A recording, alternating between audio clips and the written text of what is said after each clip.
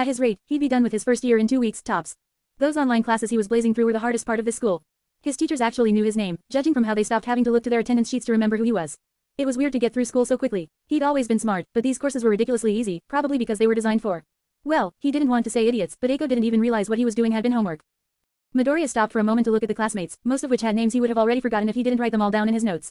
Fitness people doing reps, punks painting a wall, and the other 2 cliques were out in the hall beating each other senseless. Not something Midoriya usually kept up with. His third period ended and he wrapped up. Lunch could be eaten in the club room. He shoved everything into his bag and turned to leave right into a wall of puffy jackets. Eiko looked down at him from behind a mess of hair, holding a bag. Quote. You don't eat lunch. She wasn't activating her quirk at least. Oh, I'm just leaving. 'Cause my classes are done. You know, she probably wanted to eat with him, but he planned to use the 2.5 hours he'd get to himself to work on the pistol magazines. Eiko nodded, hunching even lower. Quote. Oh, okay, I get it. Why was she so good at making him feel bad? Nobody ever guilt-tripped a quirkless Gimp before, but it didn't matter. He could, probably spare a few minutes to eat with her. Fine, but I'm going to eat in the club room. She rose from her slump, albeit slightly. Oh, you are. Can I join you? Quote. Why not? The two went to the club room, one determined to make this as quick as possible, the other excited to tell her parents she got to eat lunch with her first friend. They didn't have a table in the room since everything Ronin needed didn't require a table, but the neighboring room did. It might be of poor quality, but it would work. It took 10 minutes of cleaning to make it suitable to eat off of. Midoriya grabbed a chair, but the table was so low Eiko opted to take off a jacket and kneel on that. Quote. You do wood stuff, right? She adjusted the jacket on the floor before kneeling down and slumping over the table, placing her food on it and making it creak with just the slightest touch. Quote. Do you think we could make a table? Then it wouldn't be so flimsy. For anything else, Midoriya might have assumed it was making those sounds because Eiko had practically no control over her own quirk, but even he could hear the table creak if he put weight on it. Quote. Well, we could. It'd give him a better workspace. Up till now, he just used one of the desks or the floor to hold his stuff while he worked. We can get to it. But after school, you need to go and get your work done. Eiko nodded, then raised the bento to her head and shoveled food into her mouth. She rose, gave a quick bow with her mouth still probably full of food, and ran back to class, seemingly unaware that she never did work and all she was going to do was sleep. Midoriya shook his head as she left. For somebody who barely moved for most of their class periods, she could really move when she wanted to. Ronin locked the door and covered it with the curtains he said he was going to throw away but didn't really get around to ditching. Then he sat in front of a small desk and got to work on the new magazines for the pistols. It'd need the wires to run up the side, and he might need to modify the guns to take the new magazines, which also meant he'd need to update the old ones. He started work on the magazine, updating his blueprints. 3 magazines and an hour later, he got a working magazine that could hold bullets. Only 7 now, but that was fine. It could also fit inside the gun with no problems. Then came the fun of updating the gun to work with the new mags. Some wires were cut and new ones soldered in, and now the gun could work. Hypothetically, the force of firing it might break the current magazine. Still needed an endurance test to check durability. After that, the old mags were updated to fit the new gun versions. He checked the weight of each gun and was satisfied that the adjustments weren't big enough to notice. The bullet mags, however, were a different story. It wasn't much, but the bullets were slightly heavier, just enough that he could feel a difference. Probably wouldn't be that major of an effect, just something to think about.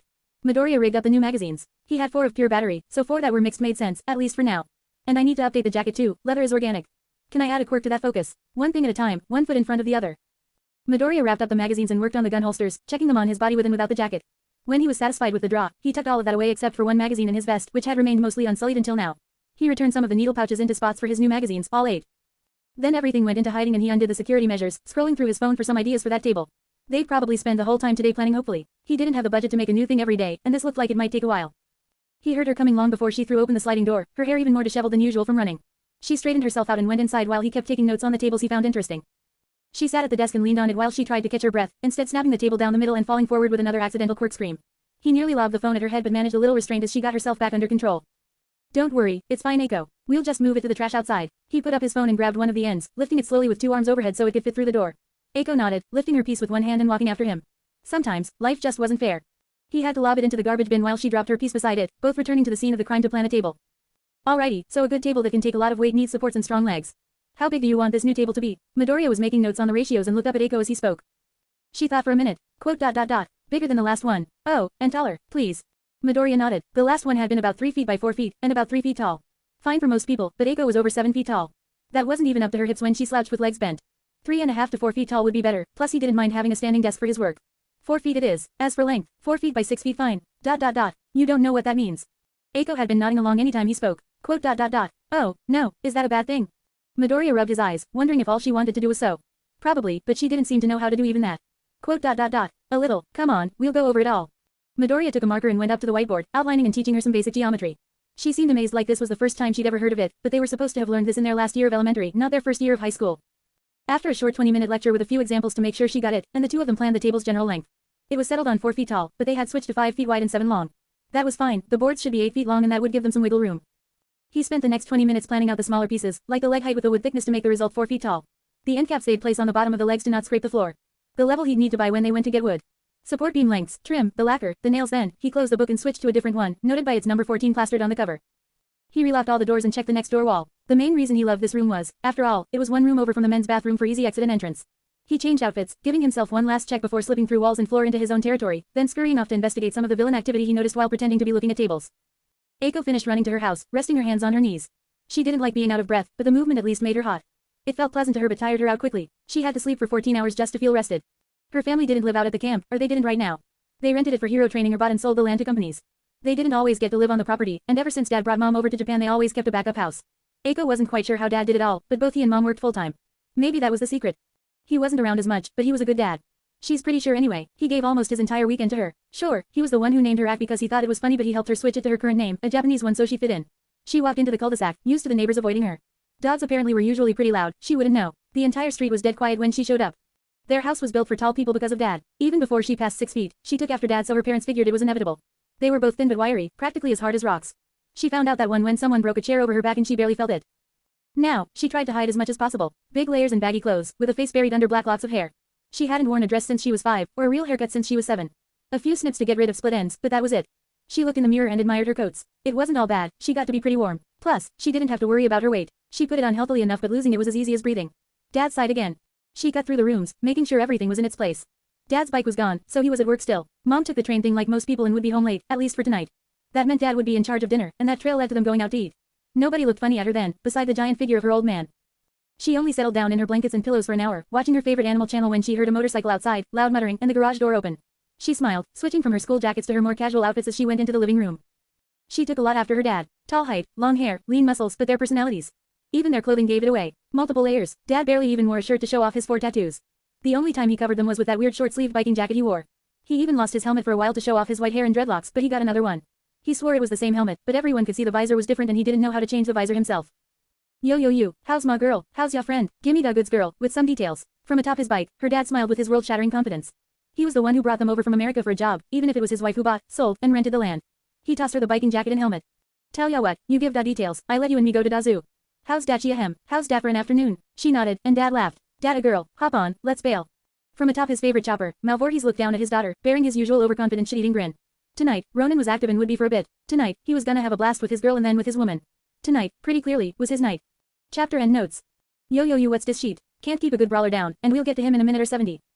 We're keeping up that Ronin still exists. Even in chapters he isn't stated to be fighting, Midoriya training his skills in the greatest test of all, real combat. Just want to keep slight reminders and show that he is still using his old weapons, like the needles.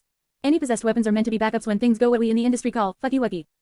I also like adding details to his main base, as he keeps improving it. Still hasn't made that secure door or lock, but hey, one step at a time. The bathroom placement to explain why he can come and go without being noticed, the location of the room, using the state of disrepair to better hide his materials. Fun for me, anyway. Upgrading the guns. Traditional 6-hour P228s can hold 10 or 8.40 S&W bullets. Midoriya mostly upgrades the normal ones, reducing the bullet count from 8 to 7. The thing in place of that last bullet is a AAA rechargeable battery. Rechargeable batteries hold less of a charge, but the charge in the battery only needs to activate 7 times per clip as opposed to the hundreds of the bigger clips. How will the gun actually work? We shall see. Spending time together. I'm not sure I plan any ships, but that's some dangerous ground to tread. Right now, they're just friends and club mates. I do plan for more club members in the future to cut the awkward tension, and it is semi-canon that Midoriya is the only one actually learning what he's supposed to in that whole school. Eiko is undereducated because she falls asleep in class, but no one bosses her around. Most teachers don't even know her name. This definitely was a shorter chapter, but I think I ended it at a good place. I did want to say I drop a hint that no one bothered to point out. It was mentioned that, like her father's, her quirk makes her stronger the stronger the emotions she's feeling. Her hype is just a different form of excitement. Hope this delve into her personal life wasn't too wacky. The next chapter is gonna have a fight, don't worry. I just had a final today, so very little got done. It's time for Mao to come back, and Mao don half-ass sheet. Chapter 37. Chapter 37. Chapter summary. Collision time. Chapter notes. See the end of the chapter for notes. The bank robbers never saw it coming. One by one, they went a little too close to the bathroom and were removed from the equation. He had entered from the sewers obviously. This had been a practice round to find the entrance to buildings from within sewers. Helped that this was his mom's bank, so he knew roughly where he was going. He might have accidentally entered the wrong bathroom, but there was any real indicator in the sewers of which was which. Still, he'd gotten 3 of 7 back into the sewers. Now he looked at the 2 standing over the hostages, a little too close to each other for their own good. One was on watch duty, and the last guy was talking on the phone. Midoriya tried to memorize their position, then looked to a wall to measure where they were. Then, up a floor he went through his own staircase, the bathroom. Once there he tried to refine where they'd be, using the walls as a guessing point. When he thought he was close, he made a small X on the floor and stuck his face through. A little more adjustment and he made a larger X above them, then pushed one of the accounting desks over and through the portal, hopping down atop it. The scene quickly shifted from the bank offices to the floor of the bank, taking the 2 robbers from behind and flattening them to the floor. The guns pointed at him and the needles flew into arms. He rushed with his sword still sheathed, striking upward at the one who'd been watching outside, whose gun was actually ready for him instead of the guy who'd been on the phone and wasn't prepared. Bullets hit the ceiling as Ronin spun on his back heel, bringing his lead foot into the man's chin. He threw more needles at the phone guy who fumbled for his gun, getting a runner-up award of more needles instead. He dropped the gun entirely as Ronin stepped in again, slamming helmet into skull as the man stumbled forward. He then wrapped his arms around his waist, squatting slightly before rising backward. The would-be robber's head hit the tile with a cross EK. The paramedics could take care of him. Ronin rose, facing the last man fully and brushing himself off, Yamato in hand. He was barely aware of the witnesses, just enough to make sure he didn't try anything stupid. He did. The gun rose toward hostages and got even more needles, 4 of them, within 5 inches of each other along his bicep. He couldn't raise the gun far enough to shoot it at anyone with that arm anymore. Ronin advanced as he scrabbled backward, falling on his ass. As the Revenant stared him down, he began sputtering random things. It didn't care. A side kick to the skull took care of that. After the losers were down, he unlocked the doors and pushed them open, returning to the bathroom. He teleported through his original entrance, shoved 3 dudes through, and closed all 4 portals he used. The heroes might get some witness statements, but no one had actually been looking when he came in. Hostages stared at the floor, guards stared at hostages and everyone else was looking outside to ensure no funny business. They'd even disabled the cameras for him, the kind-hearted robbers they were. Made all of this easier. Ronin split, flying through the sewers to his next victims. He already heard reports of the next crime he wanted to thwart, and it seemed like it was coming up. This was only his second crime today, a third couldn't hurt that much. Midnight was practically frothing at the mouth. Quote. How is he so fast? Doesn't he have any hobbies? Detective Tsukauchi chuckled, somewhat at her comment. I think being a vigilante might be his hobby. They had just finished taking testimonies for the pickpocket stopped by Ronin. It wasn't major, but it was clear Ronin had been the perp. Witnesses clearly saw the perp fall, not like he tripped on something but some invisible force hit him from above. Plus, Ronin had been seen leaving the scene by the rooftops. Now a bank robbery. This was probably just something he did on the way to his real target. She drank coffee like enough of it would solve all her worries, thanking one of her sidekicks. She probably looked the worst out of all of them. Tired, kinda hungry, and unfocused. She was hanging on, but barely. The bank robbery was just his most recent thing. Most vigilantes avoided acting in the daytime when most heroes were up and about. Ronin, heroes, the fuck were those? Other than before 9 p.m., no time seemed off limits for the vigilante. She arrived on the scene, looking at the desk still pinning 2 people.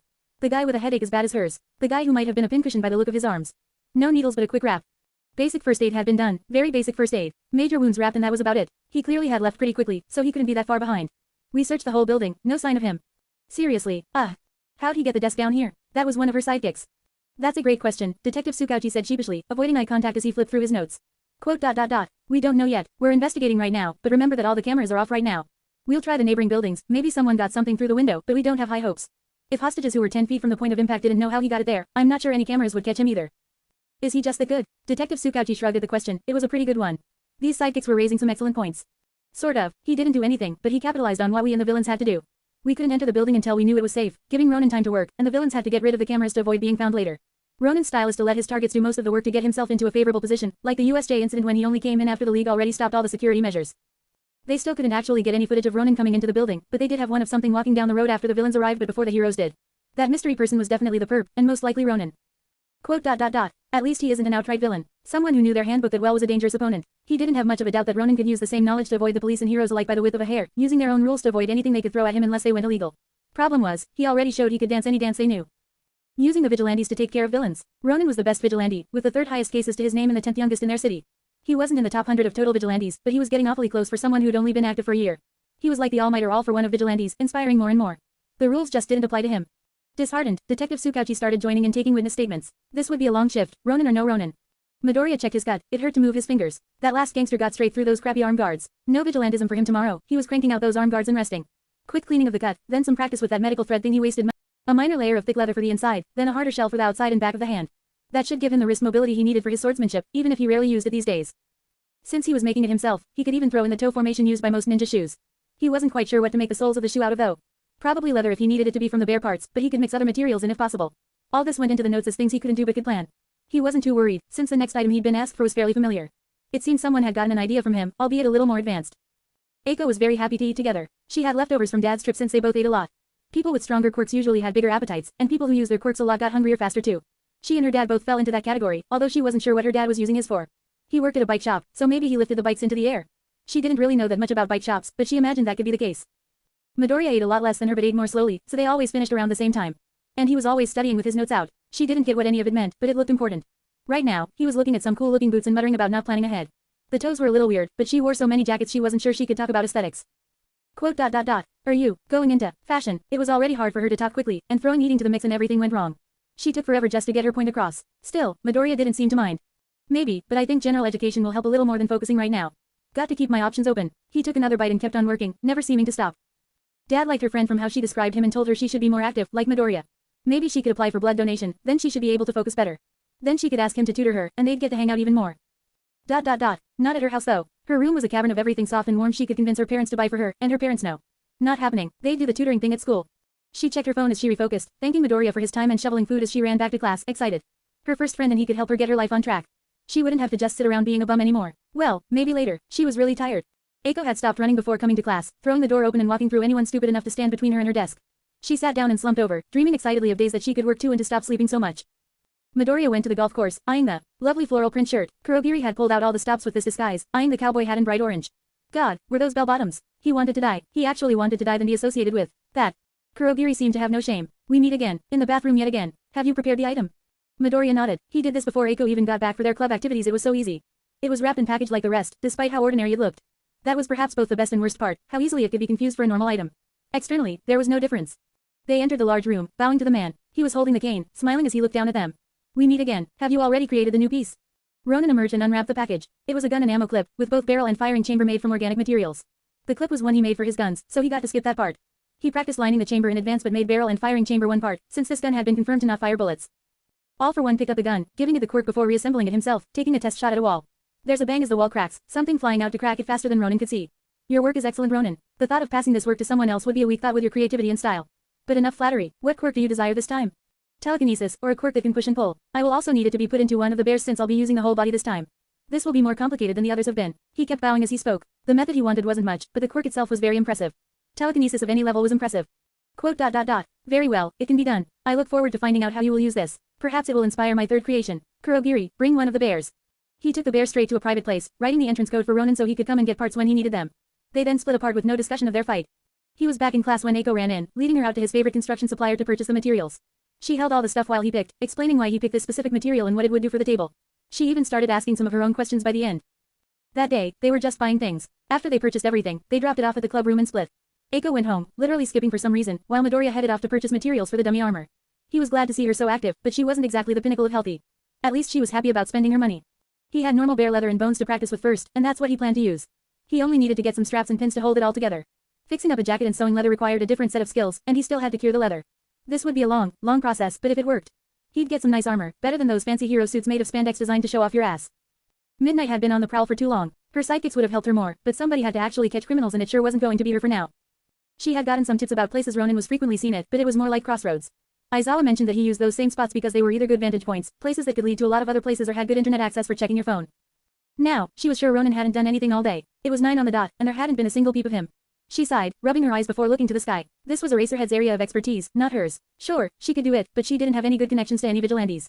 Although even the vigilantes Eraserhead did talk to didn't really know Ronin. Some even thought he wasn't real, and she somewhat believed them. How did this guy get around? Did he have a car or something in those sewers? His movement underground was way faster than above ground, but his quirk didn't do that. Or at least, the gun-type quirk they thought he had didn't. She'd only seen him in photos or as he was running away, like that time in UA sewers. She looked down from her perch at a cafe backquote. It'd be a good place to go to tomorrow. Besides, it did overlook the vantage point. She could clock in, wait there, and if she saw anything, it paid off. If she didn't, oh well, she had sort of been on watch for him. Midoriya woke up, got ready, and shipped off. His prototypes were in development and only needed the last finishing touches, along with the table needing a lot more work by comparison. He could take the current equipment for a trial run, then go back and change what didn't work or make notes on it. When he got back he could then start working on that table with Eiko. Before school, the last of the work was finished. His arm still stung, but the pain medication they had on hand worked just fine. The gauntlets fit snugly and also served to brace his arm, keeping the pressure tight and focused. The boots were a little loose, but excess could always be lost with added straps. The arm and shin guards locked into place with a mix of straps and clasps, locking into both their bases and each other. He went to class, sitting and planning everything out. He left quickly with Eiko, exchanging small tips over things they'd need to do to the door like making sure everything fit, measuring everything twice, and how they were gonna stain the wood. She mentioned she was going to the hospital to see her blood work, and that made sense. She probably had enough blood for someone of normal height, not someone nearing 8 feet tall. She could use with a blood donation since her body thought that her amount of blood was fine. It certainly wasn't lethal yet, but it could impair her further down the line if she didn't do anything about it. Still, those were thoughts he could do nothing about, making them worthless. He donned his suit, adjusting the new armor pieces. He wasn't sure if he'd actually fight anyone, maybe he'd just run around for an hour before coming back. That'd be safe enough. Midnight sat in the cafe for lunch, eyeing the options. So many flavors, unlike that shit present Mike left after he stole all the good stuff. She had called him that she'd be searching for Ronin today, and she had. This morning, but for some reason he just didn't show up at a time he'd never been recorded operating at. How was she supposed to know that the numbers were right? She smiled as she ordered a light meal for herself. She looked up, smiling. She had about 30 minutes until his earliest sighting, so she should be. She should have been. The fuck are you doing here? She screamed at the indistinct black dot moving across the rooftops. She whipped around, glaring down the waiter. 1 hour, I'll be back. She threw money down and ran after that stupid black dot. She was going to arrest him eventually, with or without both his legs intact. Let's see him ruin any more cafe backquote lunches then. The last party rose quietly from his seat, picking up Midnight's fresh and untouched coffee. Be ashamed to let a perfectly good hot coffee go undrunk, and who was he to deter perfectly good hot coffee? The large man then dropped some money for the food he actually ordered and moved out of the cafe backquote, keeping his eyes trained on the small figure moving through the rooftops. The plan went off without a hitch. Most didn't even know the large man could plan, but it had been simple enough. Get Ronin's route, forward it to the heroes, and tail whoever they had on watch for him. Worked like a charm. Mao smiled as he walked into the street, fastening his helmet and sitting on his motorcycle. He'd been bored sitting around for hours, waiting for some action, but this was going to be fun. He revved the engine before taking off after them. Chapter end notes. Finally fixing those arms from way back when. We got some replacements for practice, then we'll switch to the real deal. These arm bracers were stolen from a comment, I'll try to find it again and comment on it. Showing some of Ronin's escapades, and putting in some fights to keep everyone aware of how Ronin fights right now. Not so much martial arts anymore, kinda like he's slipping into the problems he complained about. Just a little bit, but a slip is a slip. Midnight is finally getting more a point and will be a central figure in the next chapter. Maybe if she gets some good material and is really lucky, Nezu will stop sending her after Ronin. Here in the realish world and not the world of dreams, she's stepping between a slippery snake and a train. Here's hoping she doesn't break too many bones. Eiko development. This FIC won't focus on her, since it is called Ronin and not Boogeyman. Just some improvement in the lives of those around Midoriya to show his effect on people, like the ones he had on Uraraka, Iida and Todoroki. This is just set up really, and it will hopefully come together next time. Who knows, maybe we'll get another chapter-spanning fight, Midnight's chase, Mao's hunt, and Ronin's preparation all coming to a head in Chapter 38. Fun times ahead. Chapter 38. Chapter 38. Chapter summary. Nothing bad is going on. Nothing. Nada. Zip. Chapter notes. See the end of the chapter for notes. Ronin paused on a billboard, adjusting the right arm guard. He'd have to take the stitches out soon, according to the notes anyway. 2 more days should be fine. Until then, these arm guards were pretty good bracers. He stepped off the ledge, hitting and rolling along the floor before springing back up. He was looking for a fight, something to try out his moves on. Combat was a great way to train, but there weren't always people around to beat the shit out of. Like right now. He stood at the ledge, his head turning a degree or two as something attracted his attention. Heavy breathing, like someone trying to follow him. He leapt across the gap to the opposite building, then pulled himself up to see who was on the other building while giving himself some distance. She finished climbing up, tight bodysuit with no protection, long hair that would get in the way, and armed with a whip. He didn't think she even knew any grappling techniques that would pin her opponent while her quirk wore them down. She could take out All Might himself if she got the drop, but never would because of her lack of technique. Midnight finished scaling the building, putting her legs underneath her and turning to see the gun in his right hand pointed at her. She was everything he didn't like. Sex appeal, no skill, and now wasting his time. A fight with her couldn't even be considered practice, it was hitting a barely moving target. This isn't personal, I just need to. He interrupted himself to shoot the charged air bullet into her stomach, sending her rolling backward. Proof that I'm not some pushover. Don't want.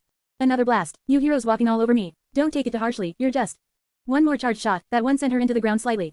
A waste of my time. You should have sent Eraserhead. Seriously, he didn't want them to send All Might or something, but Midnight. She was best used against groups of people. Groups were slow and unresponsive, and AoE quirks worked well when the numbers would become a downside.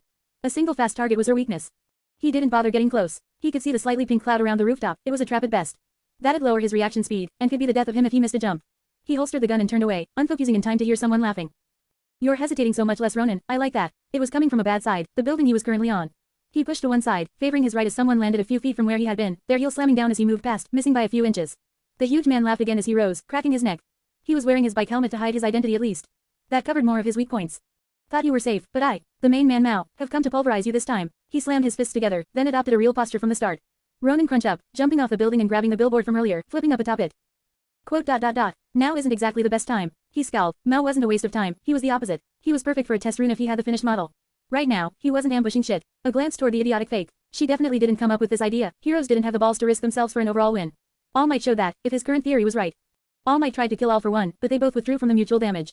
If they hadn't, then only one would still be alive. It made sense from a power perspective. A guy with a million quirks could put up a fight against the man with the strongest quirk in the world, and it wasn't clear who'd win.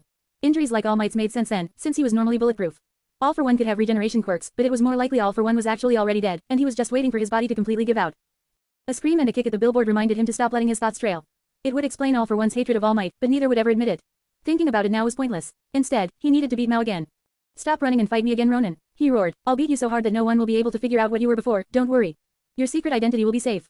Mao laughed again as Ronin thought of where to go. He could try to pass by Mao, or he could pass by Midnight's cloud. Even unconscious, she was annoying. Or so he thought. Hey big guy, that's fucker's mine, now piss off. Midnight was being the rudest he'd ever seen and stood up slowly. A waste of time, me, God, I agree that chasing you was a waste of time, but now I'm pissed. You better pray you fall asleep first or this will hurt. She released her pheromones willingly now, spreading to a much larger area. Great, him and his big mouth, and here he was supposed to be learning and surpassing comic books. Instead, he was reenacting them. He looked down, contemplating ways out. They decided for him. Mao rushed in a jump as Midnight's whip flicked towards him, trying to ensnare him. If one hit, the other one would too. That's why he jumped forward, according to him anyway. This would be the first time he'd teleport downward, but it was the best option. It'd move him out of the way and soften the fall. The sword slid clear, creating a trail of white as the first slash cut diagonally, cleaving space itself in two. The second slash crossed over it, going downward and fusing with the first before swallowing him up. It was cold, the space between space. There was no snow, just a cold blue light in the distance. Still, he hurtled onward, coming through the other end and rolling out of the portal, sheathing the sword and dispelling the portal. Neither one clearly saw what he did, but they were sure it was a quirk effect.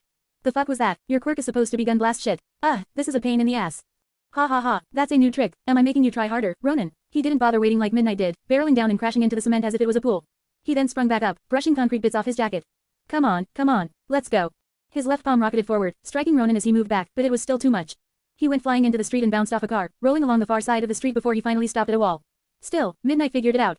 What are you, brainless? You hit him too close too. The traffic had stopped, opening up access to the closest sewer gap. He pushed off the wall, making it look a little easier than it felt, and lifted said cap before falling into the sewer. He once again never touched the ground, bouncing off like an arrow. However, for the first time, something was chasing him. You're so loud, it's like I got my own GPS. Mao smashed through everything in his way, slightly hunched but uncaring. It also made it easier for the other heroes to tail them by the path he created. Mao really was going to be his undoing. He knew he should have finished the job back in that office. Then he teleported up, kicking off the wall and carving through the ceiling as he phased through. It had been 5 minutes and they were in his turf, an abandoned factory with sewer access close to his first hideout. He moved into the rafters by a window for easy exit and waited.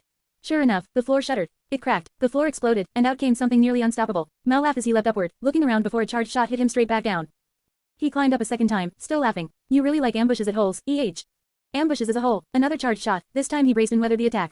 They've worked pretty well so far. He switched to automatic fire as Mao jumped up toward him, adding a single needle when both of Mao's arms came up at the central body. The bullets pushed the needle to go straight, striking the giant in the stomach but not deterring the massive biker. His hands grabbed the edges of the window Ronin was resting against, kicking at him. Ronin sidestepped, holstering the gun and reducing the target area. Mao's double-legged kick shattered the window and flung the pieces out, giving Ronin the exit he wanted. Ronin hopped out, sliding down the slope roof and jumping across the chasm, not even grabbing the side of the next building as he landed on top of the Toxin Lover's old hideout. He turned, cutting thin air in an X pattern in front of him. This portal led to 10 meters in front of him, and Mao dove to try and tackle him. Mao went arms first through the portal, instead crashing through the wall a few floors below. Ronin didn't want to count his eggs before they hatched and kept on running. The building was burst clean through probably. Ronin kept giving himself more distance as he hopped building to building. All he could hear was the sound of more walls shattering, and someone screaming his name. Midnight, as much as her attitude tried to help, didn't have the mobility to keep up. She was still just an extra in this fight. The sound of cement shattering and screaming finally stopped bouncing around and was coming at him in a straight line. Midoriya looked back for a moment, worried. His bullets might put him down, but even if it was self-defense that was a big case that would be attached to Ronin. It was better to try and avoid that. A straight fight was bad too. Those walls weren't made of cardboard, and Mao was leaping several feet into the air with every kick while Ronin had to teleport slash from building to building. It wasn't good to face him straight on, he had to confuse the sentient wrecking ball. Midoriya calculated good places before turning, heading to the forest. Might as well be somewhere heroes couldn't get to and arrest him whether he won or lost. Mao's rampage slowed as he entered the forest. This is where Ronin had ditched them last time. His eyes searched the mess of plants and rocks, but something was off. He might have never been a genius, but he could tell something was wrong. Ronin was standing ahead of him inside a small clearing. His sword was drawn, the tip pointing downward as it rested against his leg. His back was straight and shoulders squared as he faced Mao. Ronin was confident now, no more running. Quote. Sorry, couldn't fight you with Midnight there. I prefer letting my opponents fight impaired. It was a lot more words than the last time they met when Ronin just promised to kill him and nearly did it. That honesty was fun, like this confidence. The fury wasn't the same, but it was still there. Thank God, thought you lost your teeth. Mao charged forward, not caring if he got teleported again. Just gave him more momentum to charge. He raised both his arms as Ronin walked toward him, disappearing. He was about to yell to stop hiding with the tip of a blade dug into his back, cutting a thin line in both his jacket and him. His whole body twisted into a circle kick, swinging to hit. Nothing. Another quick slash from behind. He kept twisting and turning, but the slashes kept pouring in from all around. Instead of getting sloppy as Ronin got tired, they got more fine-tuned. The wait time between them died down until there was barely half a second between slashes. Mao jumped straight up to give himself room. Below him, Ronin walked into view with his sword sheathed. He spoke casually, clearly not distressed. I'm thinking of calling that the rapid slash, but the real one was a lot faster. I think I'm still getting the hang of it, but that's not all I can do.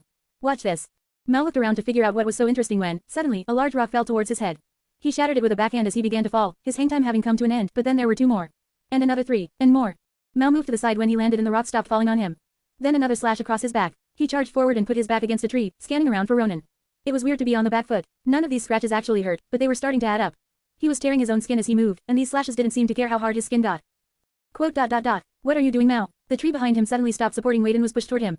He managed to sidestep before it fell over, just in time to see Ronin disappearing into an X slash. That's not a defense, this isn't even a fight.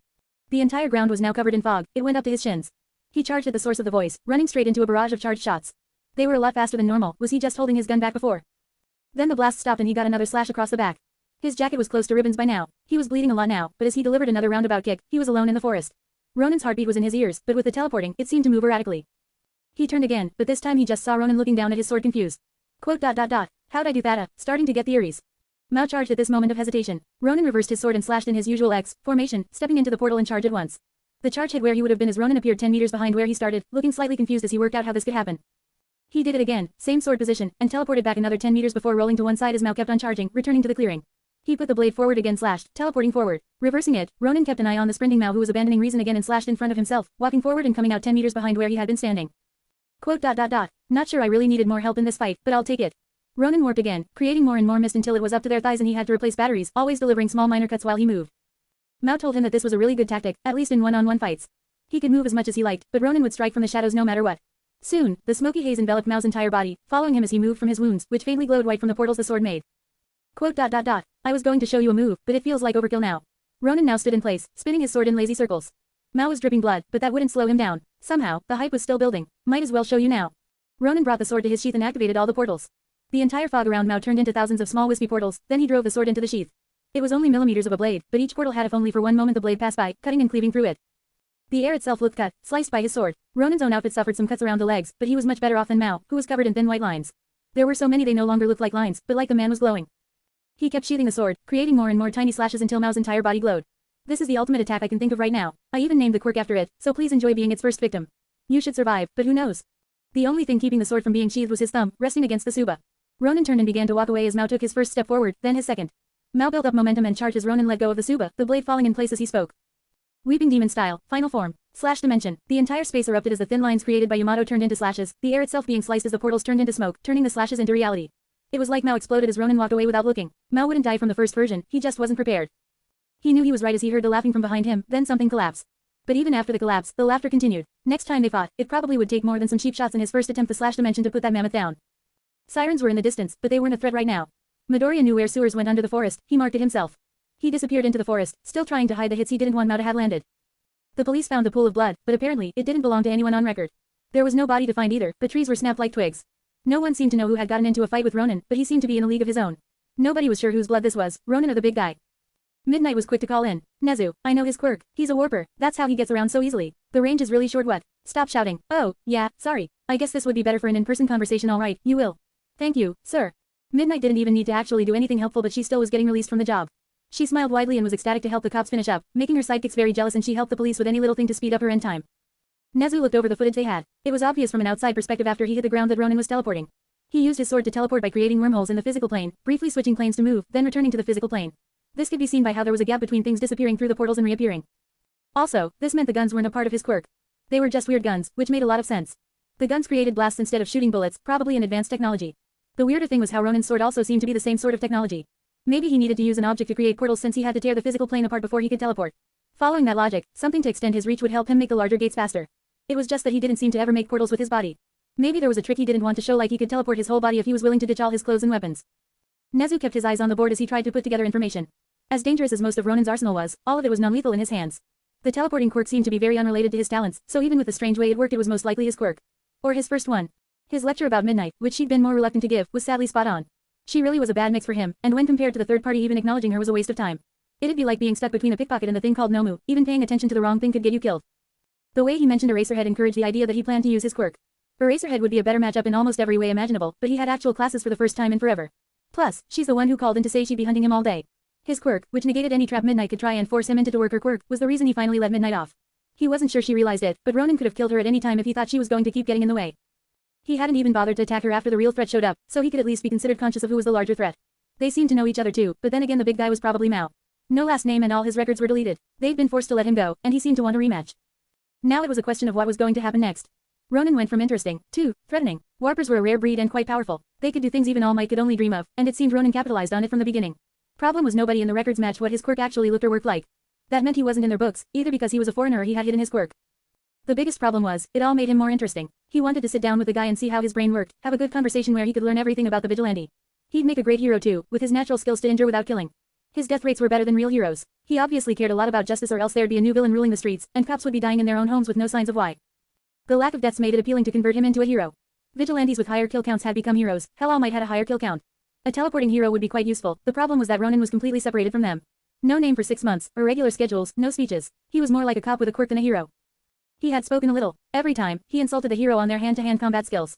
It made sense. As a teleporter, most would assign him to rescue with his ability to get into places safely, even with a short range. Instead, he could run circles around heroes without using his quirk. He only brought it out when fighting Ascension Truck, who demolished buildings with a swing of his hand, judging by the trail through the sewers. He was one of the only people who could actually complain about heroes' lack of training.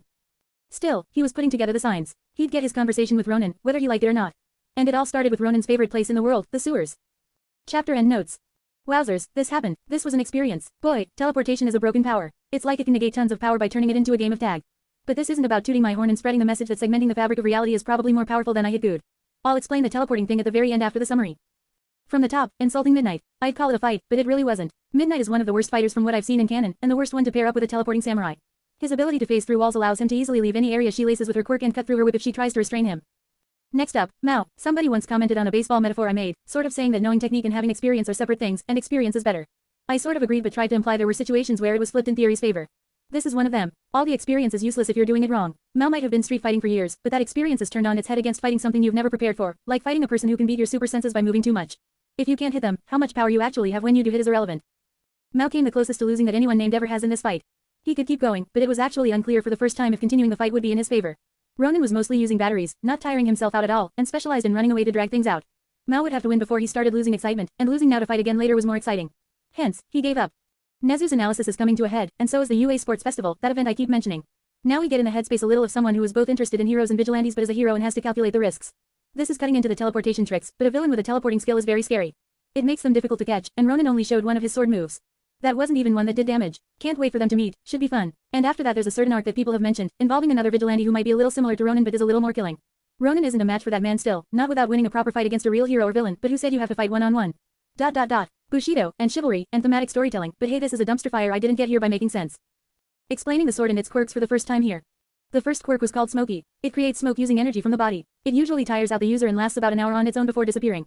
Its only interesting things are its long duration and heat. The second quirk was called Arctic. It creates small portals to an extremely cold place. These portals would be made with the hand and would depend on if created with the palm or the back of the hand. Its major features are the strange light inside when active, and the cold created when using the portals. It used to inflict frostbite on users before being mixed with Smoky. The sword itself and its quirk, /dimension, functions mostly with Arctic.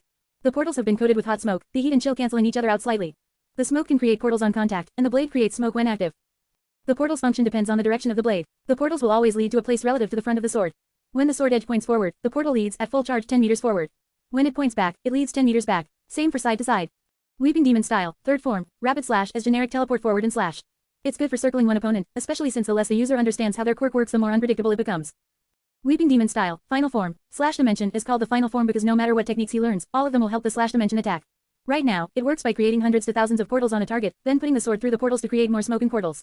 This ends by quickly jostling the sword around, giving one last cut, and then deactivating the portals to turn them into cuts. The sword itself only goes millimeters deep into a victim and isn't even the full sword, but still leaves thousands of cuts. This will be continued in the comments. Again. Chapter 39. Chapter 39. Chapter summary. Injury man. Ronin actually wins a straight fight. Sort of. Wins more than usual, even with a few scraps and scrapes. Chapter notes. See the end of the chapter for notes. He stood, staring down the figure in the mirror. The eyes were different, more like Bakugo's. The hair ran long, he could put it up into a small ponytail, like a real Ronin now. The body was hardened and lean. Scars adorned it, possibly the most familiar part. Bruises colored his body, but he didn't react to them anymore. Midoriya stared at Ronin a moment longer, then continued drying off. He should be happy or something at winning against Mao, but after one technical win and one attempted murder, it didn't seem that important anymore. It was weird since it should have been a victory, but to Ronin. To Midoriya, it was just one more threat he could worry less about. Midoriya barely even remembered that Midnight showed up. He threw on clothes and went to his room, hugging his mom on the way before breaking into the routine. Meditate, stretch, and sleep. Across Musudafu, as the sun rose, heroes were briefed on the newest threat. A new criminal at large known as Ronin, with his crimes being illegal quirk use, vigilantism, assault and battery, and resisting arrest. They couldn't even get him on the destruction of property. Nezu shook his head at the report, twisted by higher-ups. This isn't going to end well, in even the best scenario. Why not? Announcing he's a criminal will allow citizens to report him, and allow more people to recognize and chase him. All might well, it was more like Toshinori right now, didn't get it. All the information is accurate. No, it's the context. Nezu tapped a few pictures, way back from Little Musudafu decapitation. Look at this vigilante, confirmed in the area, Doctor. Do you recognize him? Anyone besides Eraserhead, raise your hand. No hands were raised, and Nezu nodded. He's a much older vigilante, 10 years in practice as of 2 weeks ago. Lots of cases, lots of crimes technically committed, but for some reason, heroes weren't widely alerted. Do you know why? His quirk isn't as high priority. 13 said that. Good guess, from one of the highest priority quirks in the heroism world. Somewhat, but mostly because heroes widely don't care. Doctor has barely actually done anything. He helps other vigilantes and victims, but there's never been a point in chasing him. All of this seemed like reasons to publish a document over Ronin, but that was about to flip. Teleportation quirks are quite rare and powerful, but do you know what's the scariest thing about Ronin? Nezu tapped his head, his brain. Most villain records are public, and Ronin's weren't classified, meaning all he has to do to find out what most heroes know is click a document on the internet or download it from a separate source. Midnight, he pointed as he spoke. Do you have any defensive measures if someone attacked your neck? She took a second from reading the document before acknowledging. Yes, my quirk puts people that close to sleep. Not your quirk. If someone with, say, a breathing mask stolen from UA teleported to you and tried to cut your head off with a katana, could you stop them? The implication was much clearer now. The only reason this report got out was we needed to write it after a direct chase and confrontation, but do you know how this report could have been avoided? All Ronin had to do, he spoke with eyes lingering on each person for a moment before switching, ending on Midnight. Was kill the only witness. The police wouldn't have been alerted, and no one would be any wiser. We'd have guessed who off Midnight, but we wouldn't know his quirk, and that is a fair exchange in most villains' book. Most people were catching on that Ronin could be a physical threat, but there were still points to be made. Ronin has, up till now, not cared what heroes did to him. He has attacked heroes who tried to chase them before, but he only attacked when they posed a risk by following him. Now, he has less reason to hold back when fighting heroes. He might not just be breaking ankles anymore. Everyone was starting to accept the risk, but some of the sturdier heroes didn't see the risk. Why wasn't Toshinori taking this seriously? A person who could teleport in while he was in his weakened form was the greatest threat he could face. Even someone strong enough to hurt him was at least loud. A little pain would have to teach these teachers, and he had a plan. The workers he hired had finished, and now he was going to meet Ronin. Fight, probably, survive, maybe. This was a pretty good reason to stop being a pacifist. Most vigilantes didn't get this treatment, and what was worse was that it wasn't hard for Ronin to find out about it. Talk, well, he could hope. Midoriya and Eiko were working on that table without a care in the world. While he waited for her, he worked out to make sure everything was in place, finished his online work, and looked forward to the weekend. He could fight one-on-one, sure, but he was looking forward to his usual kind of fight, a gang fight.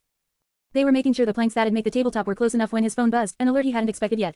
He stepped away, checking the alarm that was only supposed to go off when one of his forums had the word, Ronin, appear in the title. Sure enough, it was a hero report on him. Did they label him with a teleportation quirk? It was a warp gate quirk, they could at least classify it right. How'd they mess up that? It was obvious. Even Mao knew that, and he only saw it in one fight. Backing out, he checked through all the other posts about him quickly. There were ideas he could steal, information on him, misinformation on him, it was a mixed bag. He was interested in them but put it away, going back to sorting and sawing with Eiko. She was happy to hang out and talk, rambling on and on. He didn't need to see her face to understand her emotions when her tone gave it away. The more she talked, the easier she became to read.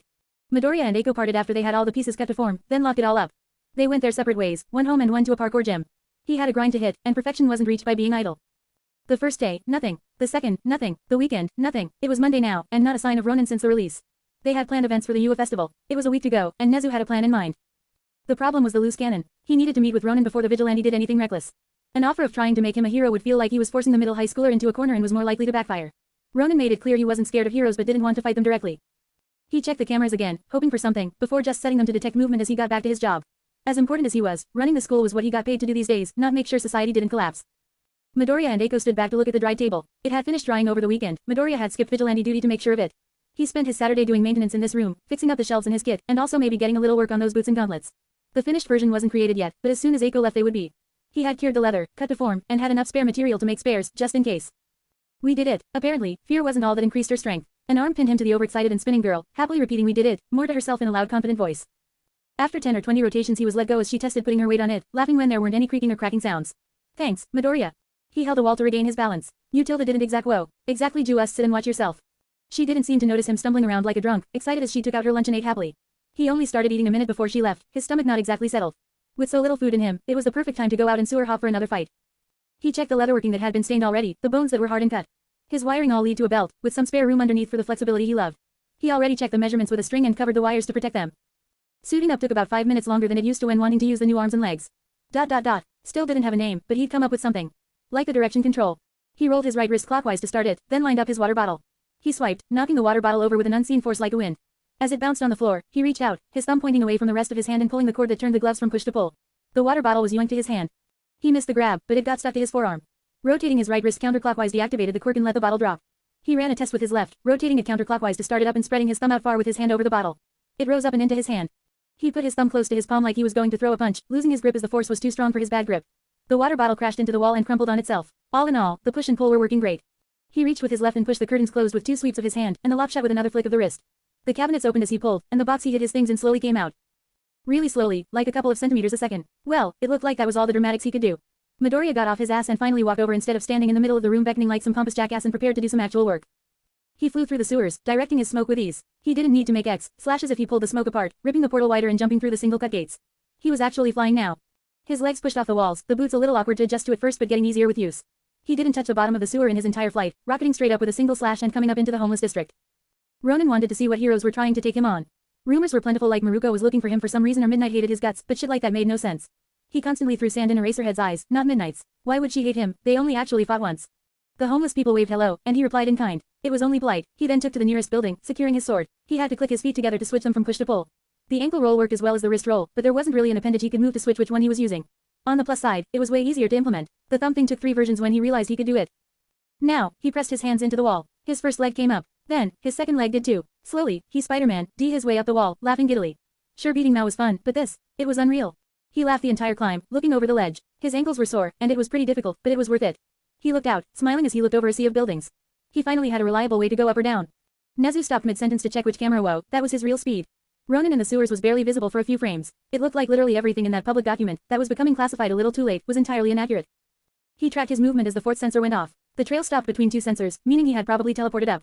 Ronin then set off different sensors further along, but a different portion. He was insanely fast, heading from section to section. Nezu grabbed his things and hit the car, keeping an eye on his tablet and the sensors. Ronin kept disappearing and reappearing, but it was better than nothing. He was on the road in under 5 and nearing the point in another 3. Ronin practiced jumping with push legs on and pulling with his arms, grabbing the rafter. 10 feet, easy now. A heel click and he set his feet onto the factory's support beam, checking to make sure the mattress and trash were below him before letting go with his hands. He could feel his weight in his feet, the straps on his calves and thighs, and the belts going around his hips and shoulders. It was a mess of harnesses he used to distribute the weight, ripped straight from the military. He took a few steps forward, shuffling along. The pressure was greater the closer the object to the source, so he couldn't take too big of steps. Still, he was giggling as he slid along the top of the building. He pulled himself up and stood atop the girder as the factory door opened, and a small figure walked in. Ronin hasn't re-entered the sewers, but there's been no movement, so there's a chance that he's. A row of needles was thrown into the concrete, bouncing in front of the feet of the small figure. You found me, congrats. You heroes think this is going to be easy. Midnight and Mao forcing him to reveal the teleporting quirk really would be a pain going forward. The Hero Association would raise his threat, he'd be worth more, and so more heroes would actively try to chase him. He needed to prove that he wasn't some easy target right here and now to deter anyone in the future. The figure looked up as Ronin drew his pistol with practiced ease and fluidity, tossing it between his hands without so much as a glance at them. I don't recognize you, what's? He didn't even pause in his monologue as he shot with his right hand, narrowly missing. The girder he was on had blocked his view as the hero had moved under it, keeping distance and substance between them. Your hero name, Ratman. I really wanted the name Ratman originally, you ever. He took another shot, falling downward and holding onto the girder by his knees while his body swung downward, shooting another charged shot. The smaller figure dodged again, hiding behind a machine instead of leaving the building and giving Ronin the time he wanted to run away. Heard of that story? Ratman the superhero manga. Weird story, weird ending, great characters. Encourage more people to read it. He put the gun away and rose back up, eager to keep his distance. The smaller man climbed up on the machine. I was interested in talking to you, Ronin. Hero to hero. ... How much did they pay him to say that? That made Ronin dash backward, reactivating the boots pull so he didn't fall off. Oh, I should introduce myself. The smaller figure bowed. I am Principal Nezu, professional hero and principal of UA. You must be Ronin, volunteer hero and. Please at least let me finish. Ronin didn't bother, opening a window. Quote ... No. He turned the legs from pull to push and super jumped off the window into the open air, teleporting forward until he was far out of reach. He looked for the agents and heroes he was sure would be there, but it was just him outside the abandoned building. Nobody, police with guns pointed, no heroes surrounding the building. Ronin took a minute to look around from his new vantage before returning to the building he met the hero in and looking around from a higher point. He could see only one car, but he didn't trust it. He could hear the one calling himself Nezu climb up. He had heard of Nezu, and he didn't seem too familiar. Rarely came out, and with that size it made sense. He wasn't tall enough for most of the ceremonial duties, meaning he must be great at the management. It was UA after all. Ronin gauged the distance and performed an X/. You want to gain my trust? Go through the X. It should be a little in front of the window. He took a step back into the side, readying to run, but there was a little hup. And the small figure appeared on the roof. Remarkable, albeit a little chilly. That's my first time teleporting, I must admit. Do you mind if I sit? No, it makes it easier to run. That stopped the flow Nezu had been trying to establish. Midoriya smirked as Nezu resumed his probably planned speech. Is it that you should retire before you cause damage? 1. What you're doing is wrong. First, I need to get it out of the way. You're using your quirk illegally, and taking on villains. You might die. Man, he had heard too many speeches. If this is it, I have some more villains to take on and a quirk to use illegally. Maybe even a death to die. Ronin drew his sword for another teleport cut, going for the 1/ version. Those were faster. Whoa, those are just the things I legally have to say to vigilantes. I have taken an interest in you, Ronin. Nezu had almost let him get away. There were methods to catch him he prepared, but with Ronin's speed, they wouldn't work. Ronin paused but kept his sword ready for a drawing cut, still partially facing him. Ronin's trust was hard to earn, but that was smart for a vigilante. Vigilantes and heroes don't always get along, but were known to collaborate from time to time. I had an activity I wanted you to know about at UA. An activity, not a job, an activity. At UA, I thought heroes were smarter, but after the file on me you just released. ... He did see that, of course he did. Ronin looked less like he was going to run and like he was going to punt Nezu to see if any of the animals he was a mix of were birds. That was the Hero Bureau, not us. And I'd like to finish my offer first. Your offer sounds like either a trap or shit. I'll interrupt when I want or leave. Ronin knew exactly who held the cards, and while not eager he knew how to keep them on his side. Any momentum Nezu would build up would get shattered. Well, he was one of the smartest creatures in the world, so winning him to the idea with facts shouldn't be impossible. In theory. I'd like you to work at UA for a test, a pop quiz. We won't use cameras, but we will keep a hero on standby in case you try to hurt anyone. Not a single hero you have could stop me from killing someone. Kill me after maybe, but unless they're standing behind me I could put a needle through someone's brain before all might blinked. This plan is idiotic for you, but the more I listen the more I seem to have you overestimated heroes. Ronin shot down attempt after attempt. To him, it truly made no sense. Besides, there are no benefits for someone more important. Me, just another waste of my time, like this conversation. We won't attack you while you're there, and you will get to fight some of the heroes of the next generation. I'll only make it one class, first year even. You'll get some more experience, get to see the UA building outside of the ventilation, and we can even give you something for your troubles like a costume or hero equipment piece. It was hard to convince real heroes. They didn't care for money or fame. Ronin didn't even mean to release his own name, and it sort of looked like he never planned to. But there were a few things he knew about Ronin. I'm not worried about you killing anyone thought. Your record is better than most of the top 10 heroes, and I really want to see you fight. Come on, show off those martial arts you're always boasting about when you demolish gangs. Ronin usually bashed his opponent's fighting style, and when you had the power to teleport but didn't bother to use it you were qualified to talk smack about quirk use. It was useful in almost every fight, but when he attacked Nezu he didn't even bother. He used the advantages he had, keeping it as an ace in the hole. However, it seemed this little fight was not an outlier in Ronin's overall record. He preferred to combat on his skills, picking enemies off from a range or the shadows before getting into a melee. And, to Nezu's credit, it was the first time Ronin seemed to be thinking about his offer. Quote. I get to help make the item, and I get to fight in one of the city reconstructions. Both of those made sense. Vigilantes either made their stuff themselves or bought from a vendor, and clearly this set Ronin in the first category. Then, Ronin's own curveball. No All Might, he could beat me in a straight fight, he could catch me if you're lying, and I hate him. Oh, and lastly, we don't make the item on your turf. I want neutral territory, picked by me. Don't want any ambushes. I think anything's fishy, you'll be lucky if all I do is walk. The safe location and threats made sense. Even not wanting All Might made sense, but hating All Might. Who hated All Might? That was a big hint to Ronin's identity, and Ronin knew he was giving up a lot. This would show his style and method, even without cameras recording him. It was a trade, major benefits for him right now with minor long-term benefits, and flipped for heroes. If Nezu shared this, the Hero Bureau had already messed this up before, and he wasn't too sure he wanted that again. He took out a pen, making the detail in pen, don't try to make this long-term right now. Ronin was reading his writings. We don't have the trust right now. This goes well, we make a new deal then. Right now, one time, don't leave it open if it doesn't have to be. Nezu rewrote the deal, Ronin rereading it to make sure he didn't miss anything before taking it. I don't sign things, so adios. See you tomorrow, and if there are no tricks, you might even see me too. Ronin teleported straight down, cutting off his vision and making it harder for him to follow. He couldn't see where Ronin would be going normally, but even the motion trackers were hard-pressed to keep up now. Shit, why'd I agree? Fuck, shit, I'm already out of curse words. He finished and backed his things. The letter had the rules that the fights would take place over, but for now, he just focused on the things outside of it. He heard rumors that heroes sometimes teamed up with vigilantes, but that was for operations where they needed help or were in the vigilantes' territory. This had all the makings of a trap. Someone else's turf. He'd be an idiot to go. But it offered things he wanted. A chance to show some aspiring heroes the usefulness of martial arts, then they could grow up and inspire more heroes to follow. It also offered him outside help to create his next weapon, so his next weapon could be a lot more complicated than the simple stuff he'd done so far. He'd take the blueprints when they finished it and recreate it later. Whatever they made together was probably going to be bugged, so he wouldn't use the original model. Finally, an actual view at UA, probably not a good one, but with his sword, he didn't doubt his ability to escape. He hadn't shown Weeping Demon style, first form, shambles, and wasn't planning to use the sword in the fights, just the cannonbow, needles, and maybe guns. The report included one of his pistols, saying it was some kind of advanced technology that wasn't part of his quirk, and that was technically right. Either way, people knew about it and its 3 functions, so no point in holding it back like a secret. The sword still had secrets, so he'd leave that on his belt. The gloves and boots weren't obvious, so he could try boosting his martial arts with that. All in all, the fighting part of this concerned him the least. They might be good, but he'd seen first years before. Instead of fighting like a robot, he wasn't planning to fight at all. And with no cameras, so each group wouldn't know what they were about to get into. Their confusion would make his job easier. They still might be a threat, but it sounded like he was going to get an endurance challenge. They clearly wanted to observe him and know his moves, maybe train their students to react well to unexpected scenarios, especially if they warned them with that god-awful pamphlet. They might be better off without that thing, actually, and doing their own research. Still, it was a lot of good things for him. He checked out the hours he'd be fighting from, the badge Nezu attached for anything that could track, and how to get in. Even included that he might want a disguise. Still, everyone would be prepared for him, so he'd need to prepare too. So tomorrow Nezu decided as preparation for the UA Sports Festival you'll get to fight. A guest, Eraserhead was squinting at the email trying to decode it. Quote. There, information in quotations, will be the Ronin information release. Study up for your fight tomorrow after lunch. What the fuck is this? Eraserhead was rereading the email trying to figure out what Nezu was snorting. They might have not had much planned, but an unexpected fight against someone mimicking Ronin. At least they got to be in groups, though they weren't decided yet. Me, against one guy, shit, who are they getting, All Might? God, why couldn't he expel that overinflated little shit? Katsuki Bakugo needed to be put in his place since the moment he walked into UA, and it wasn't helping that he usually won every fight he was in. Dominating from the hero versus villain simulation all the way to today, he was untouchable. Quote. One professional hero, they must be confident about him. The emo son of a bastard still was barely trying. He'd feel bad, but this world didn't have time for people who clearly didn't want to be here, and Shoto Todoroki seemed to be here purely because of spite. He just showed up, iced whatever was in front of him, and left. Someone trying to mimic the third most wanted criminal in Musudafu. Did they have someone similar prepared before it released, or did they change their pick to better suit the recent climate? Momo Yaoyorozu, the class representative, asked as she took a glance at the papers she was passing out. Smart, but not trained. If this person was a good mimic, it'd be a good fighting experience. She wasn't physically talented, and from his fights with a man, anyone half as good as the real Ronin would exploit her poor physical prowess and hopefully teach her to learn to fight or build distance. Ha, do they think they can take on us? How quaint. Nito Monoma, the person with the worst scores to get into 1A. He wasn't bad compared to the others, but he was basically a mix of the previous 3. Overconfident, aloof, and too smart for his own good. Aizawa moved on as Monoma descended into his usual fits of laughter. The rest, no big concerns. They might win, they might lose, all that mattered was that they learn. 2 were practically a lost cause, Mina already asking if the paper was necessary or if she could throw it away and Kaminari squinting at the picture like he knew Ronin. They were as smart as bricks and could go half as far if thrown. Hopefully, their base combat instincts would help them. Tomorrow, after lunch, we'll meet up at City B. It's going to be demolished and rebuilt from all the fights soon anyway, so this should be the last time it's used. Do your research and good luck. He hit the road, not caring about Nezu's scheme but not liking it. He'd give him a chat later. The class didn't pay attention, most ignoring the papers. A few looked into it, but none as literally as Denki Kaminari. Seriously, where had he seen that guy before? Kaminari was thinking about that very thought as he walked past the train, and kept on walking because he wasn't paying attention. Where had he seen that guy? He rested on a wall, thinking hard. It was on the tip of his tongue. Was he leaning on something? Kaminari moved away to see a wanted poster for the criminal at large, Ronin Hay. He knew Ronin, and he could read minds. He could tell him why he knew the guy in the dossier. The file thing. He ran through the streets for a while before finding him in some rundown-looking slum, and it only took him 2 hours of walking in a nearly straight line.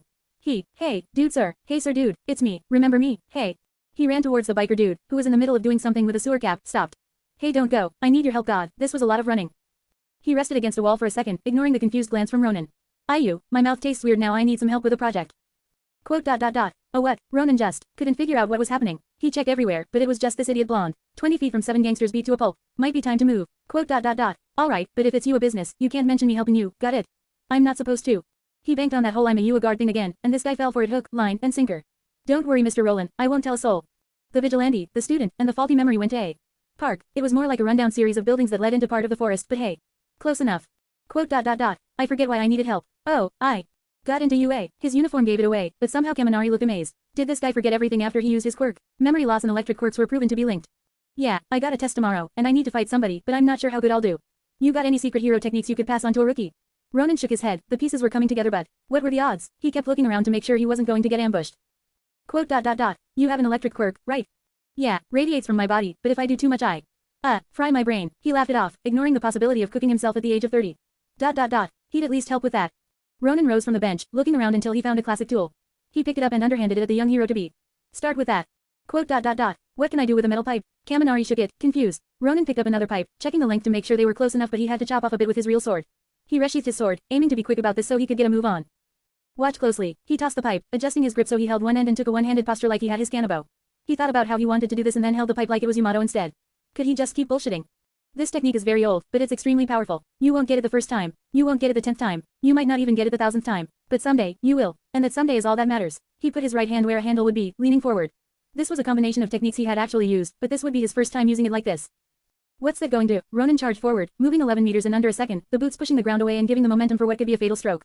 The pipe swung cleanly, merely centimeters from Kaminari's head. That, with enough practice, is the only attack you'll need for now, Kaminari.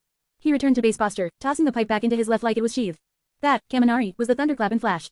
You could see the Ueno, feel the awe coming off Kaminari. Since Kaminari thought his quirk was reading minds, that meant the technique could be done by anybody. Technically it could. Ronin could usually get 10 meters, but his peak was 13 when he kicked off a wall. He performed it again and again, using correct as possible posture on his end before Kaminari started trying.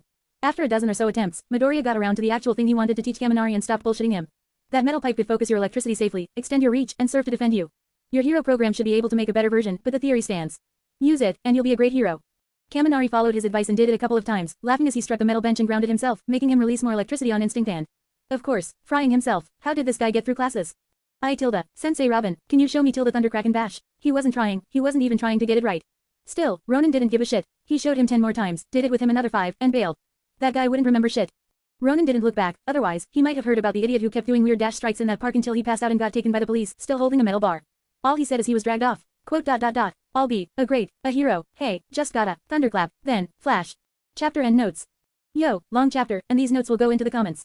Why there's more room in a comment than the notes, I dunno, but at least there's the option. Start real briefly, Ronin has longer hair than Canon. Since he wears a helmet, it doesn't get in his face and he can keep it out of the way. The follow-up to the quirk reveal, a public document on the new third most wanted criminal in Musudafu. Not in Japan, just in Musudafu, which isn't that much since most higher-ranked villains are next to the hero capital of Japan. Ronin wouldn't even make the top 100. We find out how Nezu planned to track Ronin, a pretty safe method that costs a lot of money. The bill to install sensors, electricity to keep them running, Wi-Fi to get through the concrete, and you looking at a high bill. The gauntlets and boot work, and now we can see the wall-climbing action of knockoff Spider-Man. So many hyphens. It can generate more force by making his hits feel stronger, anchor him in place, and help him do that sword kick up and catch trick. He nearly dropped his sword to learn. Table's finished, mostly off-screen, but I don't think people are here for woodworking lessons. Just the end and a little club bonding. This is only supposed to be the second month barely in the anime, which doesn't make a lot of sense to me since it cramps the kids' schedule. There are 2 weeks between USJ and the sports festival. That's not even enough time to attend a decent therapy session. Ronin and Nezu's deal doesn't make a lot of sense at first, and it's a little contrived. Nezu wants to observe Ronin and eventually make him a full-fledged hero, and getting him to work with UA in a controlled environment is a big part. Also winning his trust, like not backing down from their deal and upholding his end.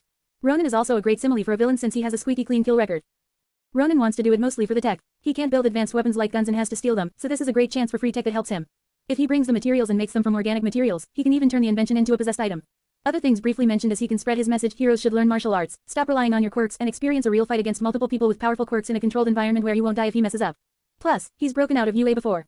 Changes to Class 1A. Uraraka and Iida voted for themselves and not Midoriya, so Momo won with 2 votes and a revote for Iida, so they switched places.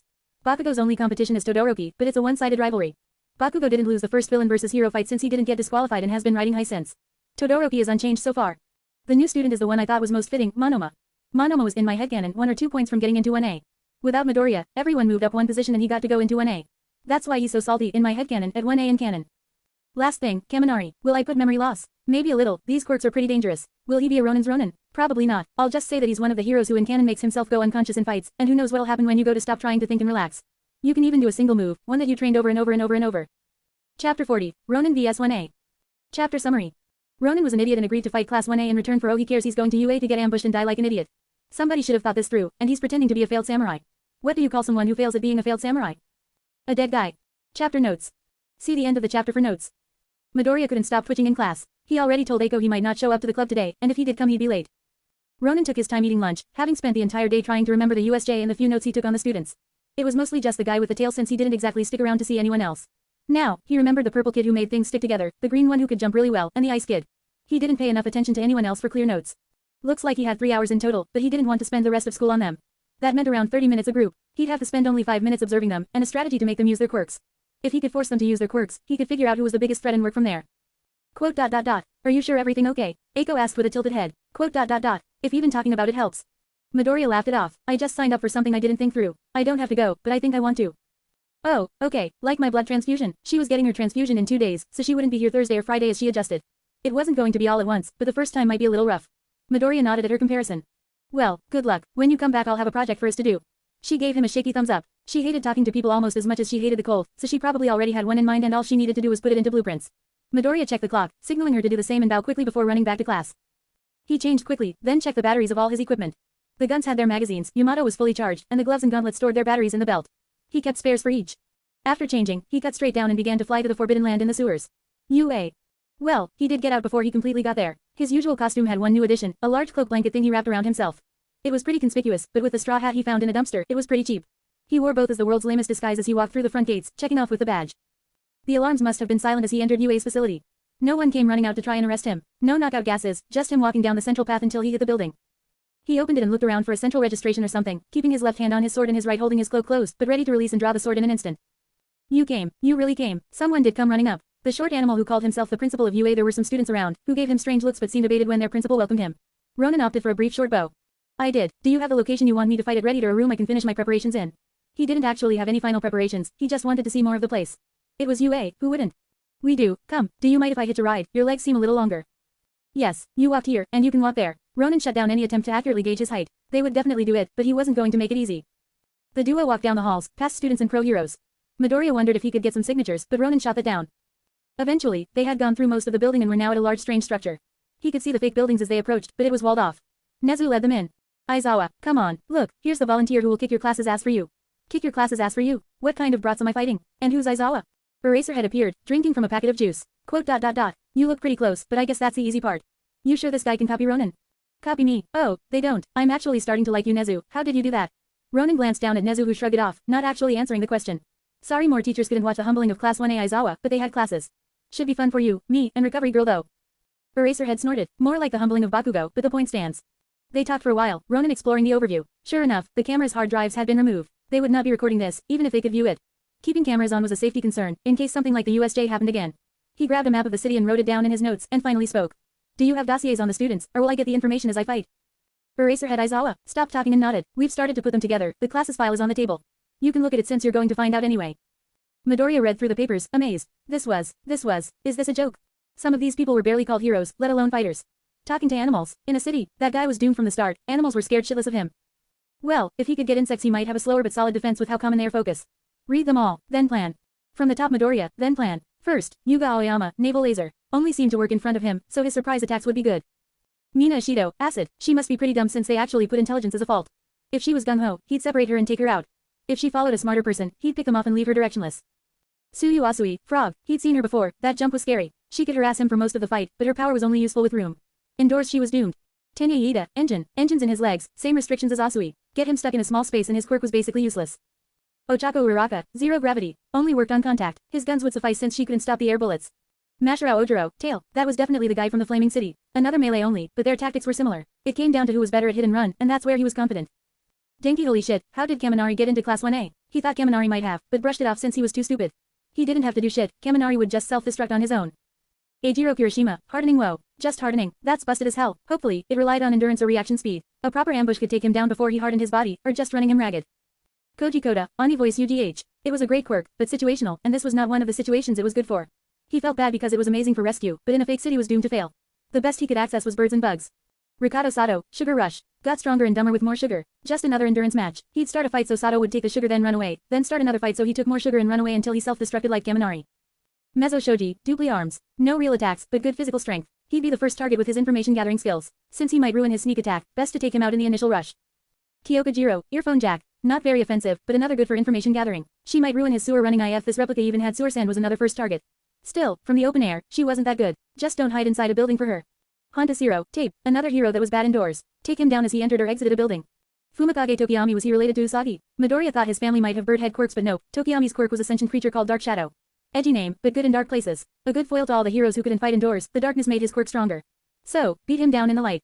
Shoto Todoroki wo, like Endeavor. Sure enough, they were related. His quirk was half hot, half cold. Who was naming these things? Still, he only seemed to use his ice for emotional reasons.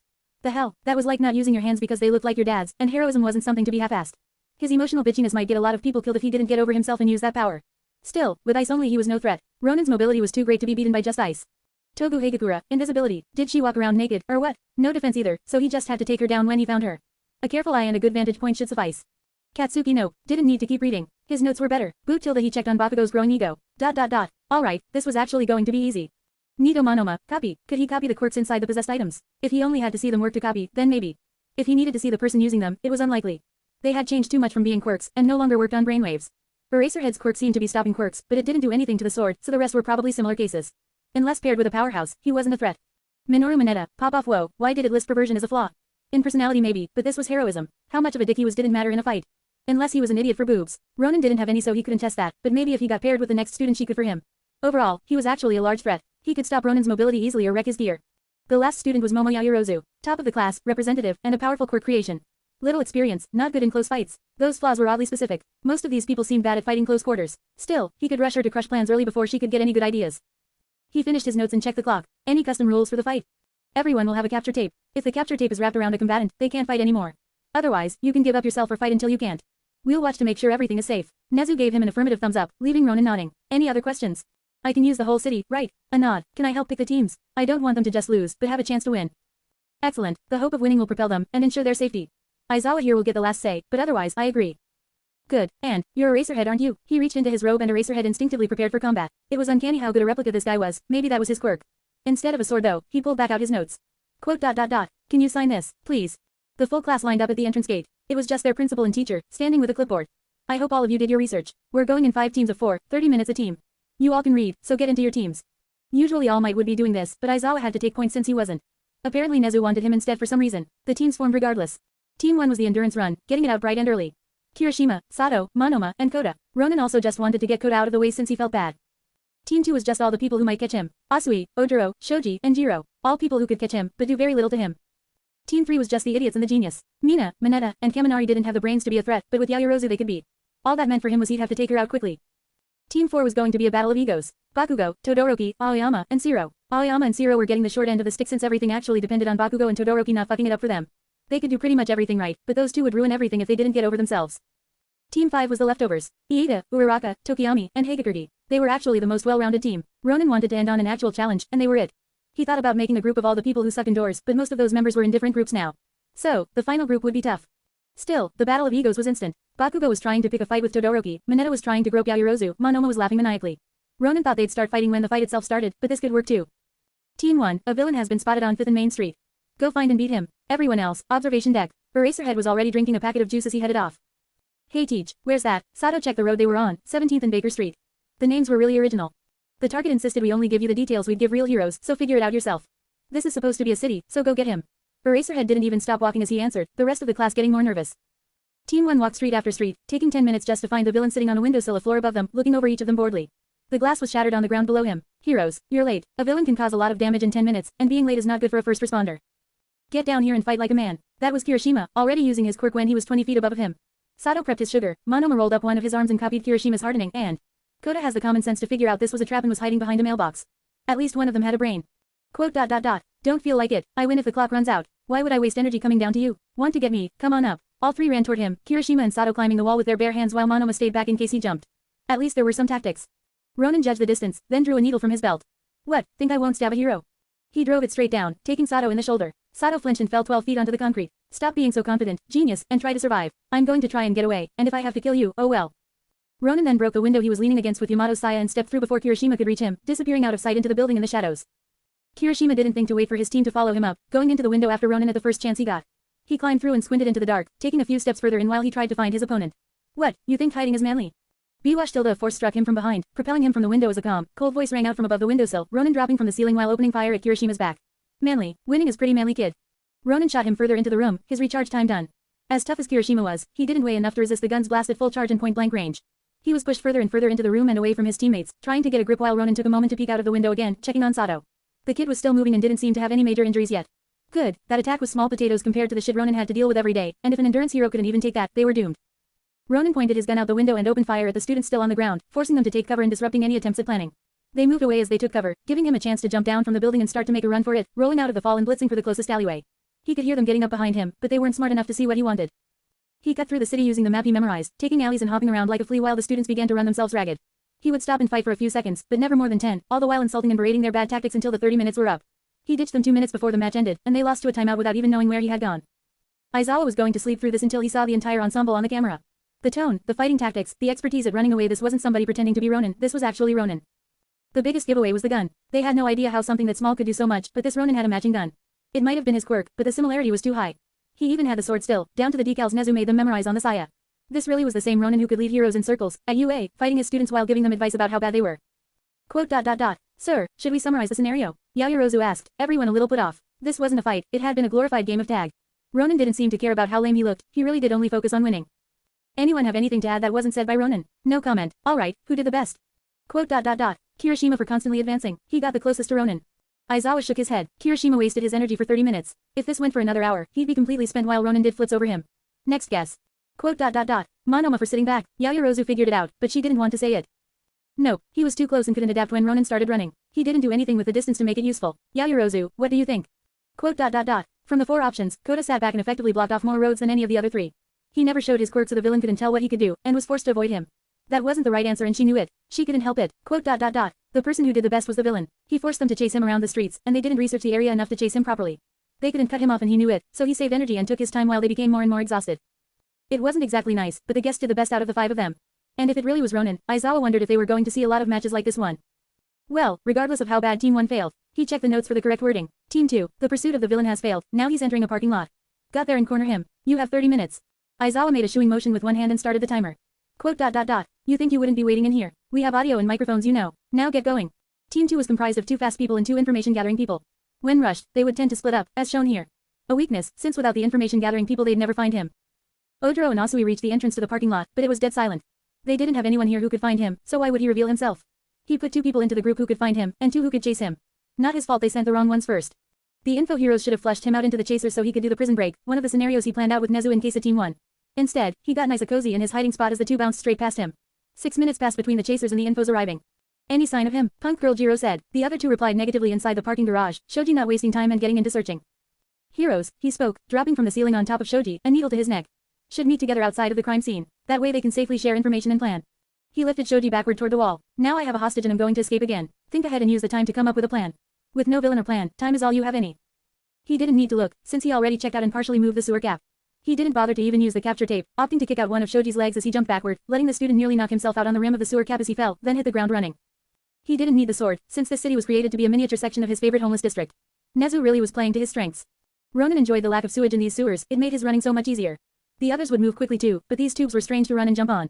They didn't have the experience to do it as well as he did, regardless of both of them being actually faster than him in a straight run. It was a game of hide and seek, with him constantly running around and fucking with them when he started using his first gun, kindness, to make misleading sounds.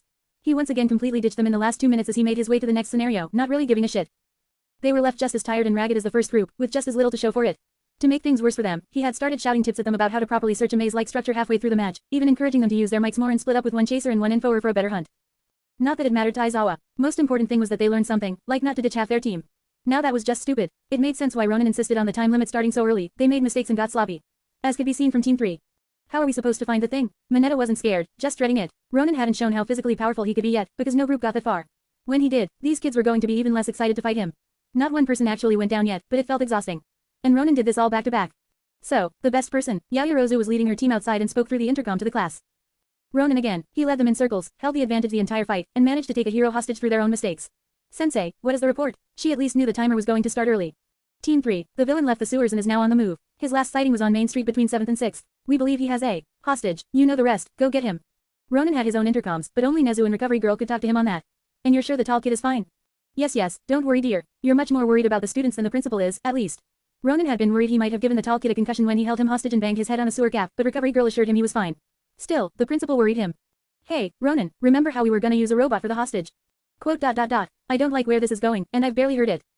Somebody had some free time to play the hostage. She'll be in the building we marked still, and you should have some time to talk to her. Ronin moved past the cardboard policemen to indicate the building he'd be hiding in and instantly found his hostage. Midnight was doing her makeup, humming, and singing about the extra pay she was going to get for helping here. She turned when she saw someone come in, smiling. Oh, are you playing the Vil? Her expression froze when she saw who he was, walking up to her calmly and reaching for something. She was taller than him without her heels, but the posture and weapons were very familiar. She started to activate her quirk as he drew something out. Can I have your autograph please? The voice was way, waay different than normal, and he entered an almost 90-degree bow as he held up the journal and pen. Needless to say, she was taken back. After a quick round of introductions, they set up for what they were going to do. On closer inspection, this guy couldn't be Ronin. He was a bundle of nerves, jittery and in UA of all places. It was fun to mess with him, but when he focused he was pretty good.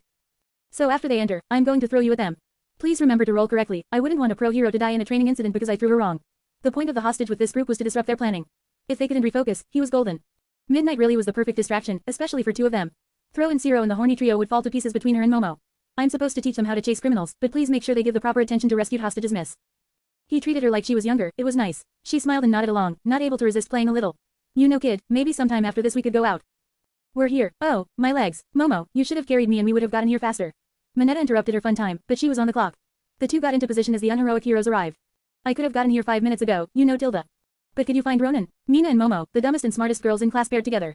At least Mina was following the plan so far. Quote. Doesn't he have a hostage? And where have I seen him before? The last one was talking too loudly outside, Kaminari. Ronin didn't actually want to believe he was really here, but his prayers went unanswered. Damn. Alright, showtime, are you coming heroes? I thought urgency was important. It actually wasn't right now. Taking your time was better in hostage scenarios. It was the villain who wanted to go guns blazing, played to their strengths. Yeah, exactly. A pink girl slid in and what the fuck is she wearing? It's practically nothing, so let's get this over with. She created a spray of acid. It probably was just meant to annoy on hit, but she was going to hit the hostage. Class 1A hadn't been in one yet, but this was a series test. They usually started throwing these at UA's second years, where each hero team had to play off the scenario left by the last team.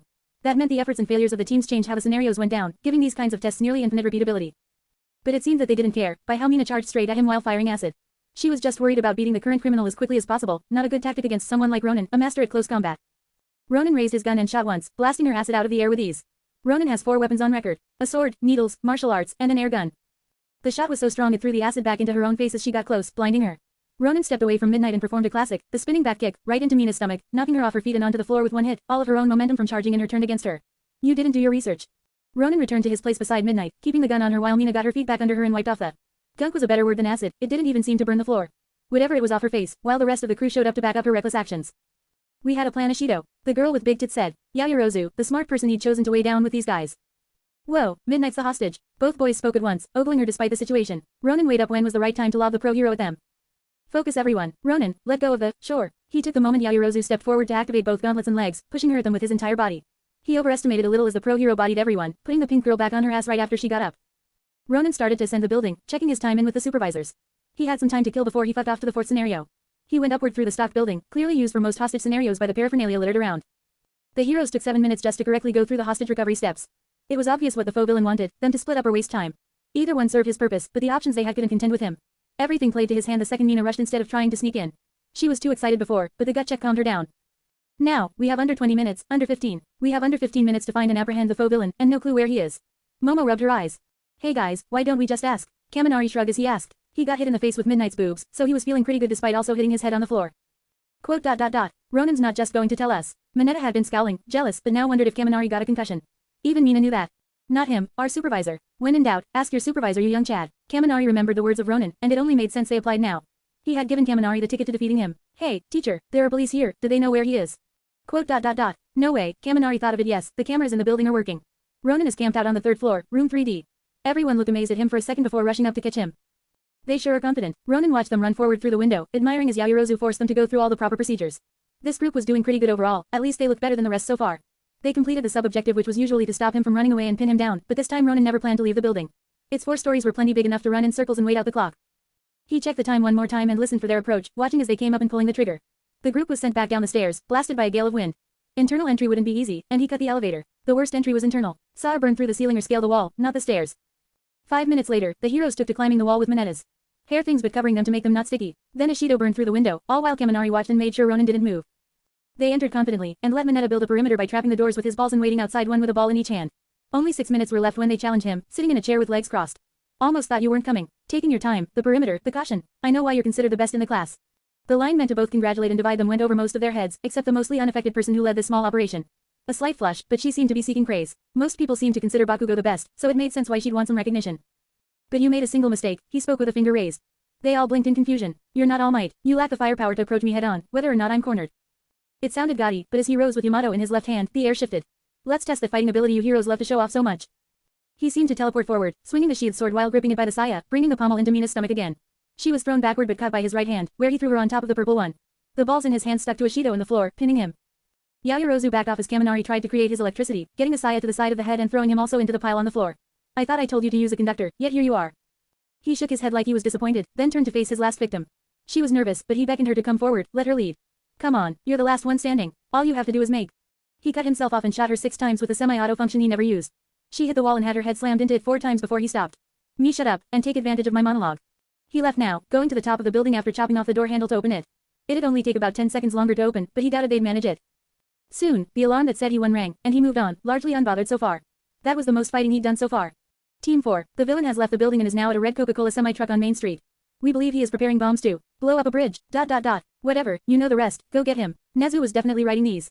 The teams that had finished also got to see the fights, and it had gone downhill with every fight. Sato nodded to the screen that showed Ronin, instead of the screens that showed the heroes. You know, as bad as it is, I'm glad he just ran from us. I don't think we could beat him. Ojiro noted the confident way the man playing Ronin walked, never actually engaging the opponent. He always let his opponents play themselves, letting him win with as little effort as possible. He took Moneta's trap head on, then turned it to trap the heroes with their own plan. The replacement Ronin must have had some wind quirk he used to mimic the guns and to make himself stronger. Ronin's quirk was teleporting, but the guy they hired couldn't do it obviously. Those quirks were rare. Why doesn't he fight? All this running isn't manly at all, but he could win in a straight fight. Kirishima peeped in. He's scared, obviously. Can he really take all of us on in a fight? Monoma spoke up. Every time he does fight, it's only because the group is already collapsing on itself. It seems Yaoyorozu just couldn't take the pressure and, well, cracked. Ha. Monoma kept laughing while Recovery Girl set up to check out Mina's stomach. Those 2 attacks looked like they would hurt, and he had lined the second up perfectly with where he hit last time. If that man fought all of a team at once, you would put pressure on him and he wouldn't be able to keep such simple injuries. You seem to forget those needles he's packing are the real deal. He's not running away to help himself. He's running away so you students don't have to forcibly retire after he crushes you. She finished clearing the spot and adjusting the lights. What do you mean? I'm fine now, Sato spoke, patting his fixed shoulder. Recovery Girl shook her head. There were 2 groups Ronin insisted on making, and the group you just saw was one of them. The other group he called the Powerhouses, and said he wanted to try fighting for a change. She shook her head and the young students who didn't quite get it yet. You know, for a samurai, he sure hasn't used that sword yet. Perhaps when he does draw it, you'll be thankful all he did was give you a little cardio workout. The students swallowed, then switched to the current screen. It showed the man imitating Ronin coming out of a semi-truck, a duffel bag over his shoulder and the katana on his hip. His walk radiated pure confidence as he approached the bridge, the place that he was supposedly going to blow up. He didn't even seem scared about going toe-to-toe with Class 1A's powerhouses since he's the one who paired them together. So far, he'd run from every fight at every possible opportunity, but now that he was going to face the best 1A had to offer he suddenly wanted to face them head-on. Maybe, just maybe, there was more to this strange swordsman than first appeared. Chapter and notes. Alrighty, this is done in one go so far, so let's keep it that way so I can get lunch. Should Ronin trust UA? Probably not, but he's a kid. Kids are dumb. He might be a smart kid, but the smart and dumb just sort of cancel each other out. A slight roasting of the heroes, though not all are accurate since Midoriya hasn't met them ever. The teams were picked based on Ronin's requests, but informed by Aizawa to ensure maximum clusterfuckage. Same rules as heroes versus villains. Team 1 could have won by forcing him in a direction by cutting him off, but they never bothered to plan and just reacted. Anytime Ronin got too far ahead, he'd walk to save energy. Team 2 could have won by having everyone stay together. Splitting up lets Ronin pick them off, but instead of an outright failure where he crushed them in melee, his specialty he let them chase him to see if the 2 different groups could work together and accurately cage him in place. Team 3 should have done a surprise attack. Straight fights against a super vigilante don't tend to end well, especially when he's used to fighting outnumbered and your synergy is garbage. Otherwise, the trap and pinning were really good, if he couldn't have just gone through the floor or window at any time. Ronin is now going to try fighting the last group head-on, after removing the 2 unfortunate tagalongs. Should be fun. For Ronin, anyway. Chapter 41. Chapter 41. Chapter Summary. The Hunting of Class 1A, UA and Ronin's theme song. Chapter notes. See the end of the chapter for notes. They had no organization. The fight couldn't be summarized, because it was more like 4 intersecting fights than one with 4 heroes against 1 villain. They didn't show up or get taken down at the same time. Some danced for minutes, some danced for seconds, but all danced. They had no plan. Zero managed to get to the villain first, even beating Bakugo by about 30 seconds, all with a confident smile on his face. Ronin was setting up the bombs on the bridge and probably couldn't counterattack at the same time, giving Zero a moment to take advantage of the scenery. And then he took a needle to the tape, severing it and forcing him to readjust and catch himself lest he fell the 40 feet and kiss the concrete, his moment lost. Bakugo was next, flying through the air. It was quite impressive, but Ronin had seen it before. A gun charged itself and sent out a wall of air, practically unavoidable. Especially since it was invisible. Bakugo didn't dodge far enough and was sent in a spin towards a wall, also having to catch himself. Another moment lost, and Ronin had barely stopped to look at them. Perhaps the third would fare better. He was creating a nice path to ride on, but a path with no rails. Someone should have told him to watch his step around a slippery vigilante. Ronin didn't even change weapons, just switching to automatic fire and spraying him. The air bullets merely stung but still could knock someone off balance, as shown by Todoroki having to stop his advance when he was knocked off his own ice and forced to catch himself. The fourth person was walking or running. Aoyama was taking a rational and safe approach against someone with way too much mobility and lots of area denial talents. His portals, his needles, his parkour seriously, using just guns had been tame. Zero had been in way more danger than the other two idiots, and with his throwing speed aiming central mass. Nobody'd be dodging shit.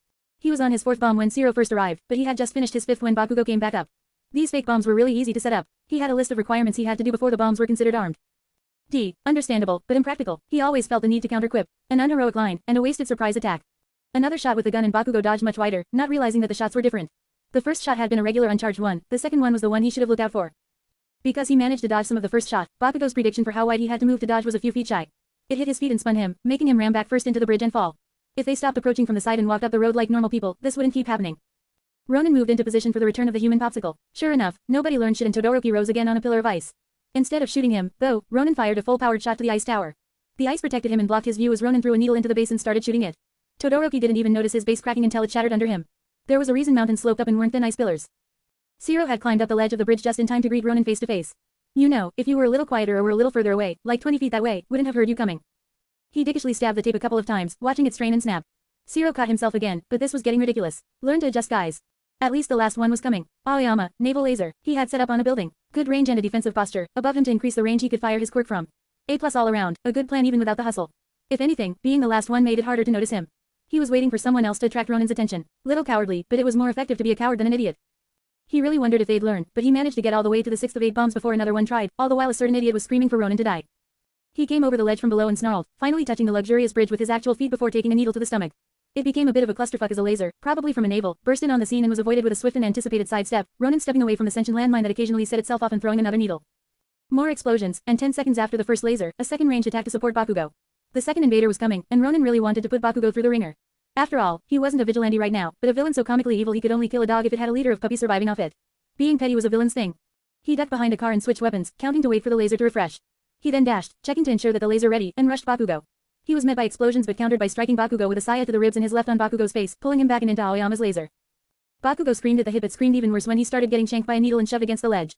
Ronin palm strike all the needles in Bakugo all ready to make sure they were nice and firmly stuck before breaking off with his pushing front kick, sending the flinching Bakugo over. Next up was the return of Tape Man. This discount Spider-Man swung from a building underneath the bridge to build momentum and tried to flip on top, like a rocket-powered swing set.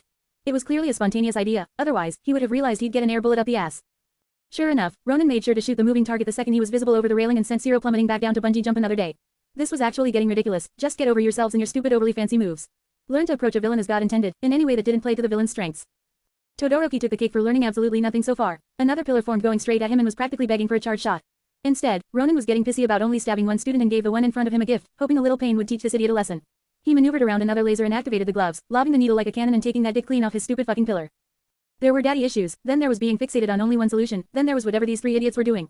This was absurd. How could none of them think to just take an advantageous position and wait for him to fuck up like Aoyama? If anyone worked with the blonde, he might actually have to try. All the bomb positions were hidden from Aoyama by a car or the ledge, so he could set up his bombs. The 6th bomb only took half a minute. He was getting good at these. Nezu, I don't think I'm going to need to reveal myself. Your students don't seem to know how to cooperate. The time I accidentally ran into 3 vigilantes had better 4-team member synergy than this, and 2 of them didn't do anything. This was a serious issue, even if hero schools didn't usually address it. Heroes were required to work with whoever showed up at the scene, not just people in their agency. Establishing a plan was important, and whatever the fuck was happening here was as far from a plan as you could get. I must agree, I was thinking of asking you to hold back, but it seems unnecessary. Ronin was now taking potshots at Aoyama, mostly because he didn't have anything to do. Didn't want to leave an annoyance unhindered, and he had some range harassment himself. Think we should do anything about it? He was here to fight, and so far he hadn't fought once. Right now it seemed impossible that Yue was going to ambush him because he was basically as good as when he started. He'd used less than 10 needles, was refreshed, and barely trying. The only real injuries he should have gotten were from the walking grenade, but Mao's old jacket had blocked that. It really was a good jacket. Oh, we've got an idea for a finale. You want to wrap this up by 3, correct? It was something he mentioned when planning out the teams. This guy had a good ear for the little details. Yeah, someone's waiting on me. I should at least try to make good on my word. He walked toward the ledge and struck a rising Bakugo with a good old-fashioned violence as the former bully literally flew into it. He was so loud Ronin could find him with his eyes closed, let alone predict where he was going to be to hit him. He powered through the blunt force trauma until the sheathed katana snaked around his head and Ronin pulled him face first into the railing on the bridge, then shunted the boy backward. He fell again, trying to regain his balance. Ronin worked harder now, stepping around the more frantic lasers. He wasn't sure they knew how many bombs he had to set off, but he only had one to go. Got halfway through before 2 of the heroes showed up at the same time. He didn't bother to stop them, slowing them with a monologue. You 2 here at the same time by accident, or are you guys starting to make plans? You won't beat me blindly, you know. The 3 heroes he'd been beating off the bridge were all way better at overall mobility, but because he didn't have to move he could punish any attempts they made to get close. Moving in without cover would get you shot, moving in with cover put you too close to him. It was a no-win scenario. You should have tried to get suppressing fire from Aoyama, then moved in. His movements were slow and relaxed, not really caring since the next part he'd be in the final run. That should be the easiest part for him with the hardest fight. Yeah well, all we have to do is wait for Bakugo, then we have 2 power. Zero was right, but Todoroki was impatient and rushed, creating a wave of ice. The ice froze the air, but there was something he didn't know about the gun and its air bullets. The charged shot met the rising ice, but there was no clash, just crushing superiority. Midoriya could still remember All for One's words about the quirk. For 2 seconds after activating, other quirks couldn't do anything to it. He meant that wind quirks couldn't dispel it if it hit within 2 seconds of being fired, but this proved even temperature quirks like fire or ice couldn't stop it in that 2-second window. It really was his anti-everything gun, kindness. Todoroki's eyes probably went wide, but he was knocked over. It wasn't much, but it broke his line of contact and stopped the ice. Bakugo got up finally, and the 3 of them 4 technically faced the villain. His jacket bellowed in the wind as he rose, finished. The 3 of you were late. You failed to utilize your support, your intel, and your own powers. You even failed to use your superior numbers. There is no winning this battle. For your safety, I advise you to clear the area. They had 10 minutes left, but it was basically over. He could hit the sewers now, and when he did that he basically won automatically. None of them could do shit down there, and even freezing the whole sewer wouldn't catch him. Still, they charged as he moved away to his next designated spot while pushing the fake detonator like Nezu told him to. He didn't know why Nezu wanted him to move, but if he had to guess he'd say the bombs had some pyrotechnics like smoke. Ka-B-O-O-M-B-O-O-O-M-B-O-O-O-M-B-O-O-O-M. Each bomb set off the next and made a larger explosion, completely blowing the bridge out from under the heroes. The next group had no way to approach him normally now and was doomed by every other group's failures. Their best bet was that the current heroes finished him. Of course, this was lost on Midoriya at the moment. Ronin was definitely not in control of the situation right now. Nezu, the fuck was that? Your students were on that bridge. The explosions weren't supposed to be real. Nezu laughed. They're a tough batch, and I never said the bombs were fake. Besides, you know that the only way to teach people is to have them fail, don't you? I must admit, I've tried to profile them, and you seem to be a great student. Wouldn't mind having someone like you here, but Todoroki has it covered. They had been caught by an ice slide, and no one was dead. Ronin stood at the edge of the blown UP bridge, looking down at them. They're going to be coming for you all at once, Ronin, and I think you should give that sword of yours a try now. His figure was cloaked in dust and smoke, the similar colors fading together to form some giant phantom that looked down on the city. Its left hand rested on the saya, tapping a rhythm into it as the being looked down. It had a second where no one could see it and quickly replaced as many batteries as it could, starting with the sword and then the belt. The smoke and dust continued to drift, leaving the lone figure with a hand on its blade staring down on the heroes like it was some sort of final boss. Kind of pissed off the heroes. Who does that asshole think he is, All Might? Bakugo's hands crackled. Let's go all at once and crush him. Todoroki was offering a plan, but Bakugo was nothing if not stubborn. Just stay out of my way. He rocketed up while Zero stayed with Todoroki, everyone ascending at roughly the same pace. At the top he was walking away, hand on his sword. You already lost. There's a difference between tenacity and recklessness, and you're crossing it. Shut your villain ass up and die. Bakugo rushed at him and grabbed a gauntlet, locking both feet in place as he pointed the barrel at him. He had only ever used it once, and it had nearly gotten him disqualified then. Right now though, Todoroki used his ice to fence the villain and so he couldn't dodge. There was a laser trained on him so he couldn't dodge up. This was a group attack. But, it's too late, I'm going to draw this sword. Bakugo grabbed the pin and pulled, Todoroki's ice thickened, and Aoyama's laser fired as a monster spoke, staring straight through it all as it spoke. Not with confidence, but with surety. The blast overwhelmed the cameras, seeming to obliterate what was left of the bridge. Whoa, they've got him cornered, Mina cheered, glad to be free of those stupid sticky balls. They couldn't hear Ronin talking, but they could see Todoroki and Bakugo putting aside their differences to win. Teaming up to take down a villain, now that's manly. Kirishima cried a little, with Sato laughing. After all that, even he can't overcome Todoroki and Bakugo's sheer power. Sato seemed happy while Momo looked frustrated, despite the success of their classmates. Is he going to survive? This looks pretty dangerous, Tsuyu asked from the side, head tilted. She'd been there the first time Bakugo used that in a combat simulation, it had nearly destroyed the building. Quote. Oh those poor fools, Recovery Girl spoke in a whisper. Quote. Didn't they lose already? Kaminari was trying to keep track of everything like a video game objective, and this one wasn't to capture Ronin. It was to stop the bridge from blowing up. They failed that. Yes they did, and I'm not sure I can fix them up if they do it. Recovery Girl hit the button to call Eraserhead. Tell those kids to stand down. He's going to turn them into mincemeat if they try to kill him. Quote. He's going to turn them into mincemeat. As per usual, Momo caught on quickly. Dearie, that's not some volunteer. She shook her head at the young girl. That's the third most wanted criminal in Musudafu. That's the Ronin. The blast shook all of City B. It was focused like a gunshot and went for over 100 meters. The ice was reformed as it was melted, the secondary laser there however pointless it really was. The explosion lasted 4 whole seconds, and another 8 before they could see after that bright flash. Ahead of them was a mix of steam, dust, smoke, and rubble, making it impossible to tell what exactly had happened. Quote. Did you guys kill him? Zero, the only one who contributed nothing to the attack, asked the exhausted students. They were all a little nervous, as seen by Aoyama screaming something on the rooftop. Shit, will this go on our permanent records? Fuck, Bakugo shook his arms, which ached after using his final move. Even the one that just braced hurt. Quote. We shouldn't be sued for this. Things like this happen in the field. Todoroki seemed the least affected. Their microphones all turned on, and they could hear Aoyama's screams. Behind you, you. Didn't hit him, he's behind. This has gone on long enough. This is the last lecture. It felt like moving was impossible, but somehow everyone slowly spun to face him. Ronin stood, untouched by the flames. Yamato was in his left hand, free from his belt. Listen up, you failed abortions, because the next time I'm supposed to say this I'll cut your head off instead as a public service. Ronin pointed down the way towards the ruined bridge. It was still smoking from the heat, covered in thick steam from the melting ice, and dust from what had once been the street and cars littered the air. If this were a real fight, you would have just killed more civilians than the villain did and missed killing the villain. Your job, you fraudulent dipshits, is not to arrest villains. It's to save civilians. He rolled his shoulders as he took a posture and pointed to each in time. You, Bakugo, should not have used that move in public spaces. Your instructor should have told you that. At least aim it upward if you do so it doesn't hit people on the ground. Todoroki, you shouldn't have just frozen me in place. You should have first protected the civilians with ice. See all those cars in flames. At least one person dead per car. Zero, you should have stopped them. Part of a hero's job is to recognize when you're going too far, and call them out. Aoyama, same thing, but good call out my location. No one noticed the smoke drifting from the slightly unsheathed sword, wrapping around its three victims, pushed by the gloves as he pretended to point at them. No one paid attention to the blue smoke in the midst of all the other smoke. It seems you only learn from violence, though. Zero wasn't looking ready, but Todoroki was on guard and Bakugo was preparing for another attack. He beckoned them and then gripped his sword as Bakugo charged to see if anyone learned their lesson. Bakugo didn't, otherwise, he'd stop fighting and withdraw. The others didn't or they'd tell him to stop. It didn't matter, they had lost before their team attack, and nothing they had could do would change that. His thumb pushed up against the Tsuba, pushing it out while his right pushed the handle further, making sure the metal handle led. His right foot came forward to meet the charging student. The boots weren't turned on so that they couldn't give the finesse he'd need. There was a hiss as metal cleaved the air, a strange static buzz as the blade glowed blue. The fog that usually surrounded it was pushed away as fast as it was made toward the trio. The blade flicked out of the saya, cutting straight left and entering its own portal as it generated more and more smoke. The smoke stuck to everything, the boys, the remnants of the bridge, even the air itself. The smoke then became a portal that more smoke poured through, going straight past all defenses. As the portal stacked and spread, turning the entire area into a white haze, Yamato entered the first portal, rapidly teleporting between all the targets as it slashed their insides, cutting them apart from the inside out while creating more portals, from which more slashes came out of, which created more portals. His arm made a single swing, but his victims each had thousands of cuts and internal bleeding. Not one of them could stand anymore. They'd bleed to death in under 2 minutes if left alone. Ronin flicked his sword once, splattering their blood on the ground while cleaning Yamato off in one stroke. No surrounding area damage. You've become pinned and can't move. Heroes could come and arrest you easily, or let you bleed to death. A move that can be performed easily to turn the tide of a battle, and a little flashy. That is a super move. He slowly sheathed the sword as he spoke. None of them could do shit to stop him, so why not explain right now? He was safe and secure, which was when you were supposed to address an opponent. That move was of the Weeping Demon style, the final form. The slash dimension. It's simple, quick, and deadly. The best kind of attack. He paused, talking over the radio checking to see where the medical bay was. I'm on my way with the 3. Yes, I'll be there soon.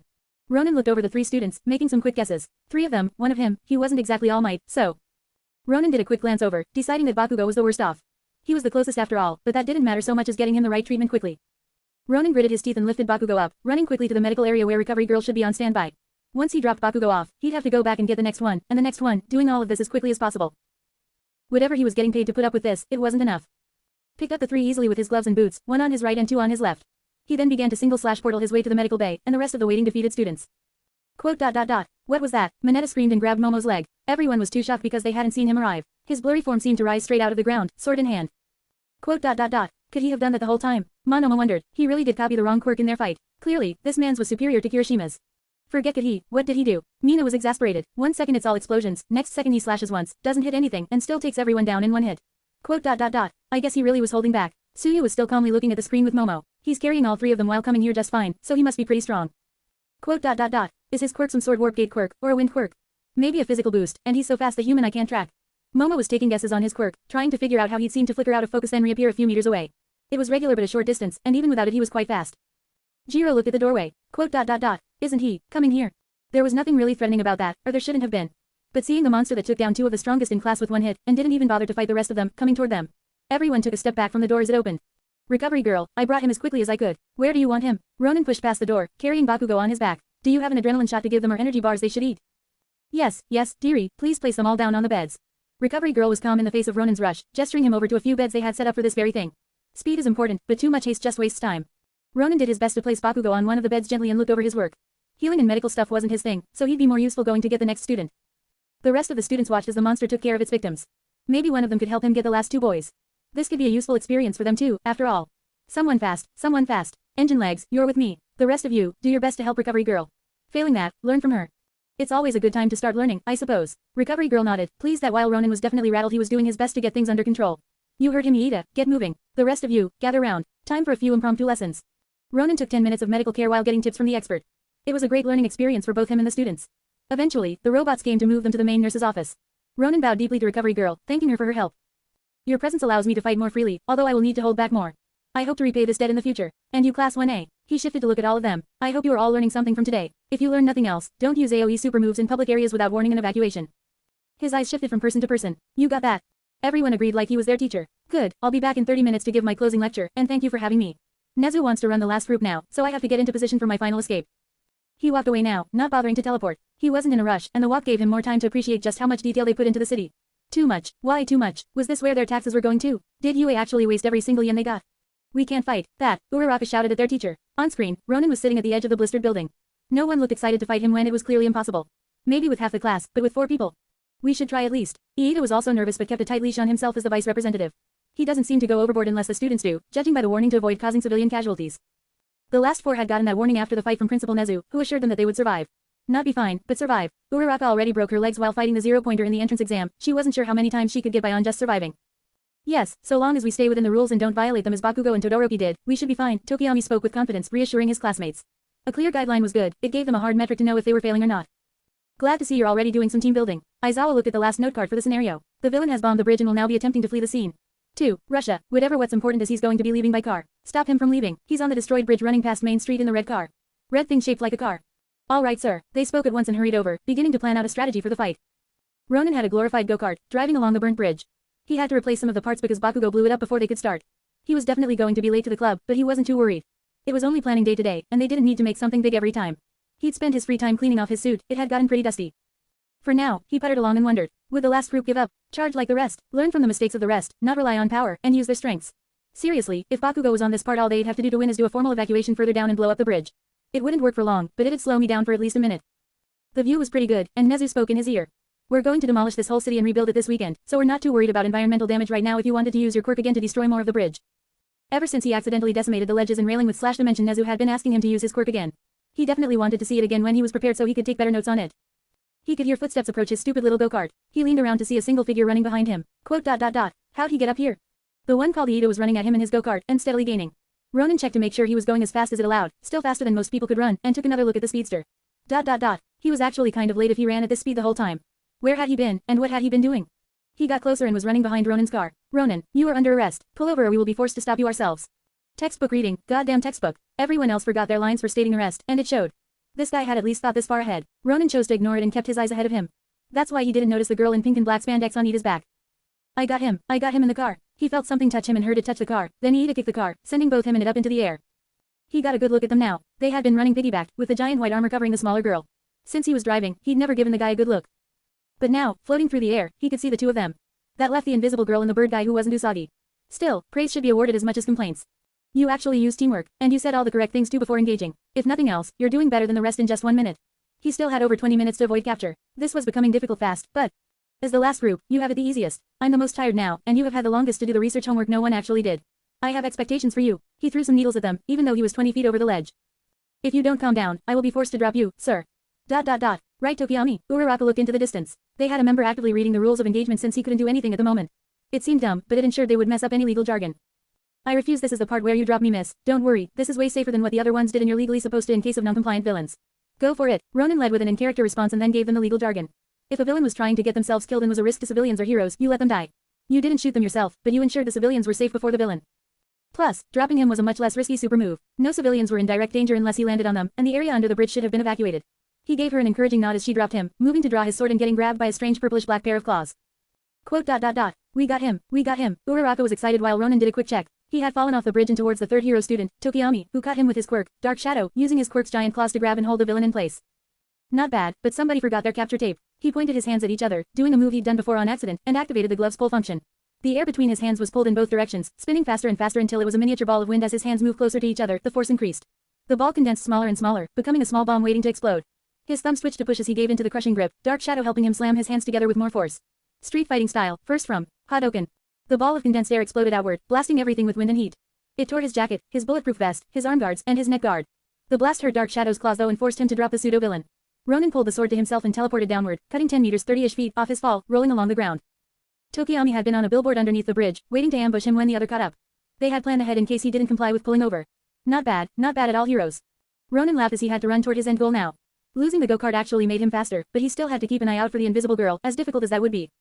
He ran along the streets, keeping an eye on how they got Tokiyami up. The pink girl floated down, touched him, and Tokiyami's shadow lifted them. He could see Ida running parallel to him, dragging the other two like balloons behind him. They'd wait for him at the exit, a good plan since he had to go there. The exit was a weird, yellow gate Nezu had built on the far side of the city. Nezu insisted that it was going to be used for something later, but that it'd make a great end goal for him. He had to hop up on the bridge eventually, and Ronin put his feet together to push off harder. A moment's pause as he carved the first portal, with a small bit of knowledge he'd figured out while running along carrying the three kids and only using single slashes, something he only noticed because time was so important. Each slash makes the portal go a little further. One slash maxes out at 8 meters, then 10 meters for 2. How much would 4 go? He did the 4 slashes, then activated his boots as he leapt forward like a frog. He should have tested it earlier, he would have been less surprised that it went 16 meters. It appeared that it was a curve, with each slash increasing the distance more than the last one did. Still, he pulled himself to the ledge as they tried to push him down, flipping over them and running along the road parallel to them. You're pretty good, forcing me to teleport without endangering anyone. But now we're to the real part. Ronin began to use the fake cars as blocks to kick off of, playing more to the strength of his boots pushing off things. The blocks gave him a better push-off than the flat road, so he could keep up easier with the running kid. This allowed him to put the sword away and draw his gun, taking pot shots at them while running along the road. Only 2 minutes to the exit, and if they could stop Ronin before he hit the end of the road, they would win. That specific line, the part about him hitting the end of the road, gave him a sinking feeling that he knew where the last member was going to be, and why Ida took so long to get to him. Tokiyami blocked the air bullets with dark shadow. These bullets didn't even hurt, they just annoyed. Pinky was looking a little sick, but she did her job of letting Ida run full pace while carrying his team. All in all, good synergy. He had been wondering if any of the teams would manage to get some. Ida pushed himself closer and kicked while barely breaking stride, instead serving as another starting block for Ronin to kick off of. He advanced a whole 4 meters ahead of them after pushing off that, running dead set for the end goal. Ronin could see the end now. His style might be a little slower, but he'd still win at this pace. Those heroes had to do a twist, and it sounded like they had won. The girl spoke up. Ida, grab Tokiyami. Tokiyami, throw me. The girl flew through the air and hit him in the back, thrown by her teammate and pushing him into the floor as they rolled along. Their momentum slowed with her hug grappling him, not really trying to catch him but just trying to slow him down so the others could pass him. She tried to get him with her quirk, but only managed to get his jacket. The other students did pass him as she struggled to keep his arms at his side, but he knew how to get out of hugs. He raised his arms to the side and moved backward, sliding her off of him. You guys are great. Then a kick struck him in the side, right as he was about to start running again and make some serious distance. It seemed they came back for their teammate. Uraraka, can you move still? Ida came back after dropping Tokiyami off halfway, the birdman still running to block the exit in the distance. Uraraka got her legs underneath herself. It wasn't that bad, I'll be fine. She had panicked and didn't use her quirk on anything that mattered, only touching his coat and turning it weightless instead of him. It was impressive how much of the body she actually missed to hit that. She couldn't seem to drive her quirk through the clothing this time as she had on the surprise attack. Maybe it took more energy the more things she affected, or it took more time the bigger the thing. For now, that information was irrelevant though. The three stood in front of him, gathering up their courage. They weren't looking scared anymore, they were starting to look like real heroes. Alright, now, this. He kicked up the gun and grabbed it, reholstering and laughing. This is a fight. The skills were far worse than the last group, but it felt much more real. They'd just been 4 idiots in the same place, this was a team. He raised his hands as he walked forward, beckoning with both hands. Come on, show me those plans, that spirit. Chapter and notes. The formula for slash dimensions teleport is, x stands for the number of slashes, d is the distance traveled. d equals 1/3 x cubed 2 x squared plus 17 3 x plus 4. 1 slash equals 8, the lowest maximum possible 2 slash equals 10. 3 slash equals 12, the only duplicate increase 4 slash equals 16, and every increase afterwards will be larger until hitting the max. What's the maximum distance of the quirk? Give Midoriya an hour of just slashing, and we'll find out. Thanks to somebody for fixing my bad math and coming up with this formula. Now that's an opening statement if I never saw it. Just wanted to get it out of the way before I forgot. That's also the maximum distance, it can be less if not charged properly. Meantime, let's go over some fights. The mess that was Team 4. The reason they lost was disorganization. If just one of them properly planned things with the others before they killed hypothetical citizens they would have done much better. Ronin wasn't planning to go serious unless someone tried to kill him or did something completely idiotic, jumping off a 10-story building without being able to survive. They had the best chances of winning from a power perspective since they actually could overpower Ronin. They didn't manage to come together and didn't plan a thing, though. There was no group review, but Aoyama was going to win the MVP on the hero's side. The music. Someone once put a video of a YouTube video in their fanfic and I've never figured out how to do that, but I thought I might as well try. It's experimental, so if you had an opinion on it, let me know so I can trash the idea and never do it again. The main reason I think the final group had the best synergy was a combination of them being the people who pay attention, having the most prep time, and being scared shitless. Nothing like overwhelming fear to unite a group. Where's Hagekar? What's the final plan? Will Team 5 win? I dunno. Find out next time, when I finish my finals. Chapter 42. Chapter 42. Chapter Summary. Team 5 vs Ronin. Chapter Notes. See the end of the chapter for notes. Ronin bounced a bit, getting into a hand-to-hand combat stance before bursting towards the heroes. His speed was greater than a normal person's, but less than Ida's. He didn't need it to be more though. His first opponent was Uraraka. He ran straight at her since her quirk only seemed to affect things she touched with her hands. Ronin spun and performed his spinning back kick into her stomach. He knocked the wind cleanly out of her and sent her into Ida, forcing him to catch her a move. Being a good teammate before a good hero, he chose to catch her and give Ronin an opening. Ronin legged past him, driving his legs down with short strides since it was better for him to push off than pull himself along with long strides. He was coming up on the gate, which Dark Shadow and Tokiyami tried to block as much of with random things up here. There were signs stacked up in front of it, along with the hero himself. Not that blockades were a problem. Ronin flexed his fingers and turned the gloves back on, stepping forward as he swiped. The pull forced Tokiyami to take a step forward, and let him exchange a punch while Dark Shadow crashed down on him. He laughed as the giant fist should have crushed him into the ground, but slid off his hunched form. No technique here, just force. If Mao couldn't beat him down with actual martial arts, how are these kids going to do better without any martial arts? He stepped forward again, uppercutting the boy. There was no point in fighting the shadow monster, so he only aimed at the boy. He got a hit off before he heard a burst of flames before an immense force struck him in the ribs, sending him back and sideways. Tokiyami, are you alright? Iida spoke, taking a defensive posture beside his classmate. He hits hard, but I'm still standing. How are you too? Uraraka was also there. I think I'm his first target since I've been hit the most.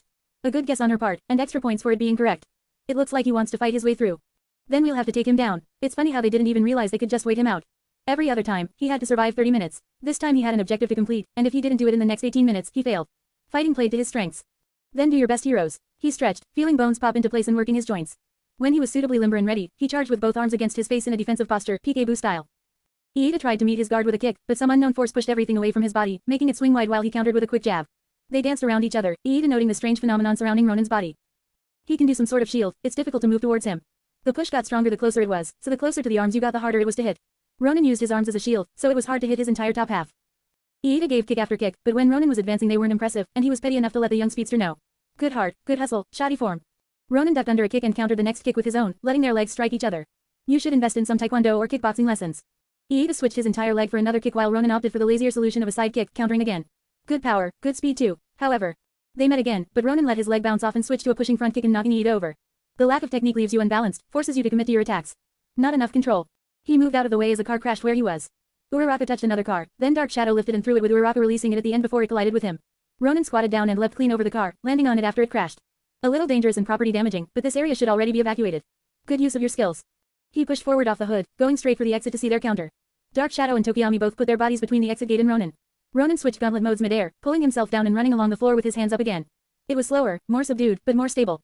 Dark Shadow and Ronin clashes again, Ronin using his push function to hit Tokiyami without ever touching him. It was like his arms could grow an extra half a foot by switching forms at the last second. They drilled each other for 10 seconds before Uraraka forced him to bounce along with one of Tokiyami's injuries into Iida, getting kicked further back like a pinball. Tokiyami was starting to show the wear and tear of all those gut punches. Ronin's aim was on point, even while fighting a giant shadow bird. Ronin rolled his shoulder. You're at least good at covering for each other, let's get a little more serious.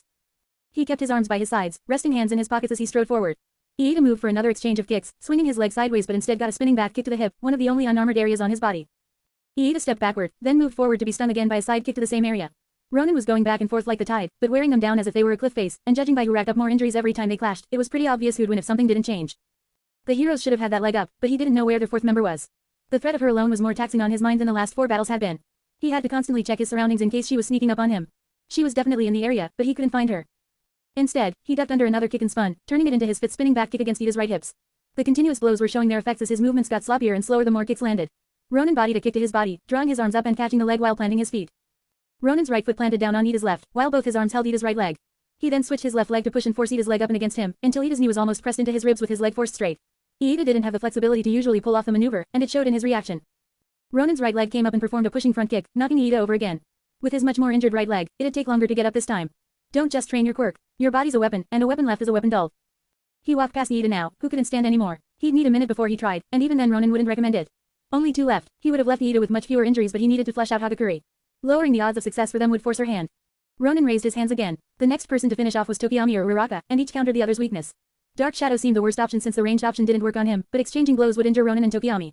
Range, however, was the only reliable counter against Uraraka. Melee would lead to him floating 20 feet in the air until they arrested him, but right now ranged attacks would be blocked by Dark Shadow. So, all in all, Dark Shadow needed to go. Ronin retook his boxing stance and rushed Tokiyami, dashing straight through Dark Shadow's first attack and clotheslining Tokiyami into the yellow gate. Both Quirk and Human gasped at the pain and nearly dropped from that attack. They were reaching their physical limits, but Ronin was only starting to get worked up. Uraraka charged, but it posed all the threat of a charging kitten. Ronin, trying to get as much mileage from his new toys as possible, switched his left to push and pressed his hand towards hers. Her body kept moving, but she couldn't seem to overcome the pushing force. She lacked the muscle to get closer with her arm alone. Her other arm came up to try and single-mindedly push through the barrier instead of adjusting her position or trying to grab something else. As a reward, he stepped back and turned the gauntlet off, letting her stumble forward and walk right into his side kick, taking a heavy blow right to the face and breaking her nose. That had to hurt. She fell backward for a full second before catching herself. She looked back at him. Think about more options, you 3-4, I Asmare more than just your quirks. Remember your numbers, and use your resources. She tried to swipe at him again, and this time he caught her by the wrist, throwing her over his shoulder at Tokiyami. Both his arms and legs were used in the throw, and that's when he figured out when Hagakure was hiding. From behind the finish gate, several feet of white tape came out and flew towards him. His body naturally reacted to the perceived threat and twisted at full speed, kicking his unseen fourth opponent with his full power, but it was too late. The tape wrapped around him as the final student clung to him, taking his attack with a scream before falling into him, almost dropping the captured tape from the pain as her ribs cracked from a single attack. Iida was on the floor, mumbling as he rubbed his right hip. Tokiyami was slumped on the pavement, his eyes slightly glazed over and his body limp. Uraraka finally gave in and rolled over from where the shoulder throw had left her, throwing up. Hagakure even got a crushing kick to the ribs that definitely broke something, but had pressed through the pain and wrapped the captured tape around the last person. Only one person was actually fine through the entire event. The man who did the most damage to Ronin, Ronin himself, stood wrapped by a dumb thin white tape that signaled his loss. They had tied several lengths of it together to make it long enough to wrap his entire body. Hagakure weakly moved into him, but couldn't even knock him over. His arms could snap the capture tape if he flexed too hard. The single kick had winded her, and she was more leaning on him than standing. Ronin looked across at his loss, nodding. This wasn't half bad. 15 minutes to go. This whole exchange only took 3 minutes. He patted the naked invisible girl on the shoulder. Not bad, kid, not bad at all. To her credit, since it didn't look... If nothing else, Toshinori showed what the general population thought of Ronin, not much. What was worse, if he hadn't bumped into Ronin earlier, he wouldn't think much either. He only discovered his real talents by chasing him, and if he had never started looking, Ronin would just be one more name on a list of criminals. It made him wonder if there were other vigilantes they wrote off, unaware that they wanted to be ignored to work better. Is that all? His tone let Toshinori know there might be more to this vigilante than he thought, but didn't say what. Quote. He doesn't seem opposed to heroes. Even Toshinori could figure that out, it seemed. He avoids fighting heroes unless he thinks it will help him, like against Maruko or Midnight. Yes, our friend Ronin does seem to be quite the lady killer. Nezu wondered if he could catch Maruko while she was in the area, he might get her to spill more about that fight with the information he could offer. She'd just be in town before the sports festival to help and see what areas she'd be picking up, with many heroes attending the festival. She never did, thought sidekicks were useless. Is there something you know about him, or are trying to find out? A good question he couldn't quite answer. He had all the pieces by now, but it was like a bag full of different puzzles. There was the puzzle he wanted to solve, but before he could even start assembling he had to find the pieces. They were all there, just buried among the useless ones. Quote. I suppose so. I do hope I can find him though before Maruko kills him. Midoriya was working on the next item for All for One, so he could fix up his jacket.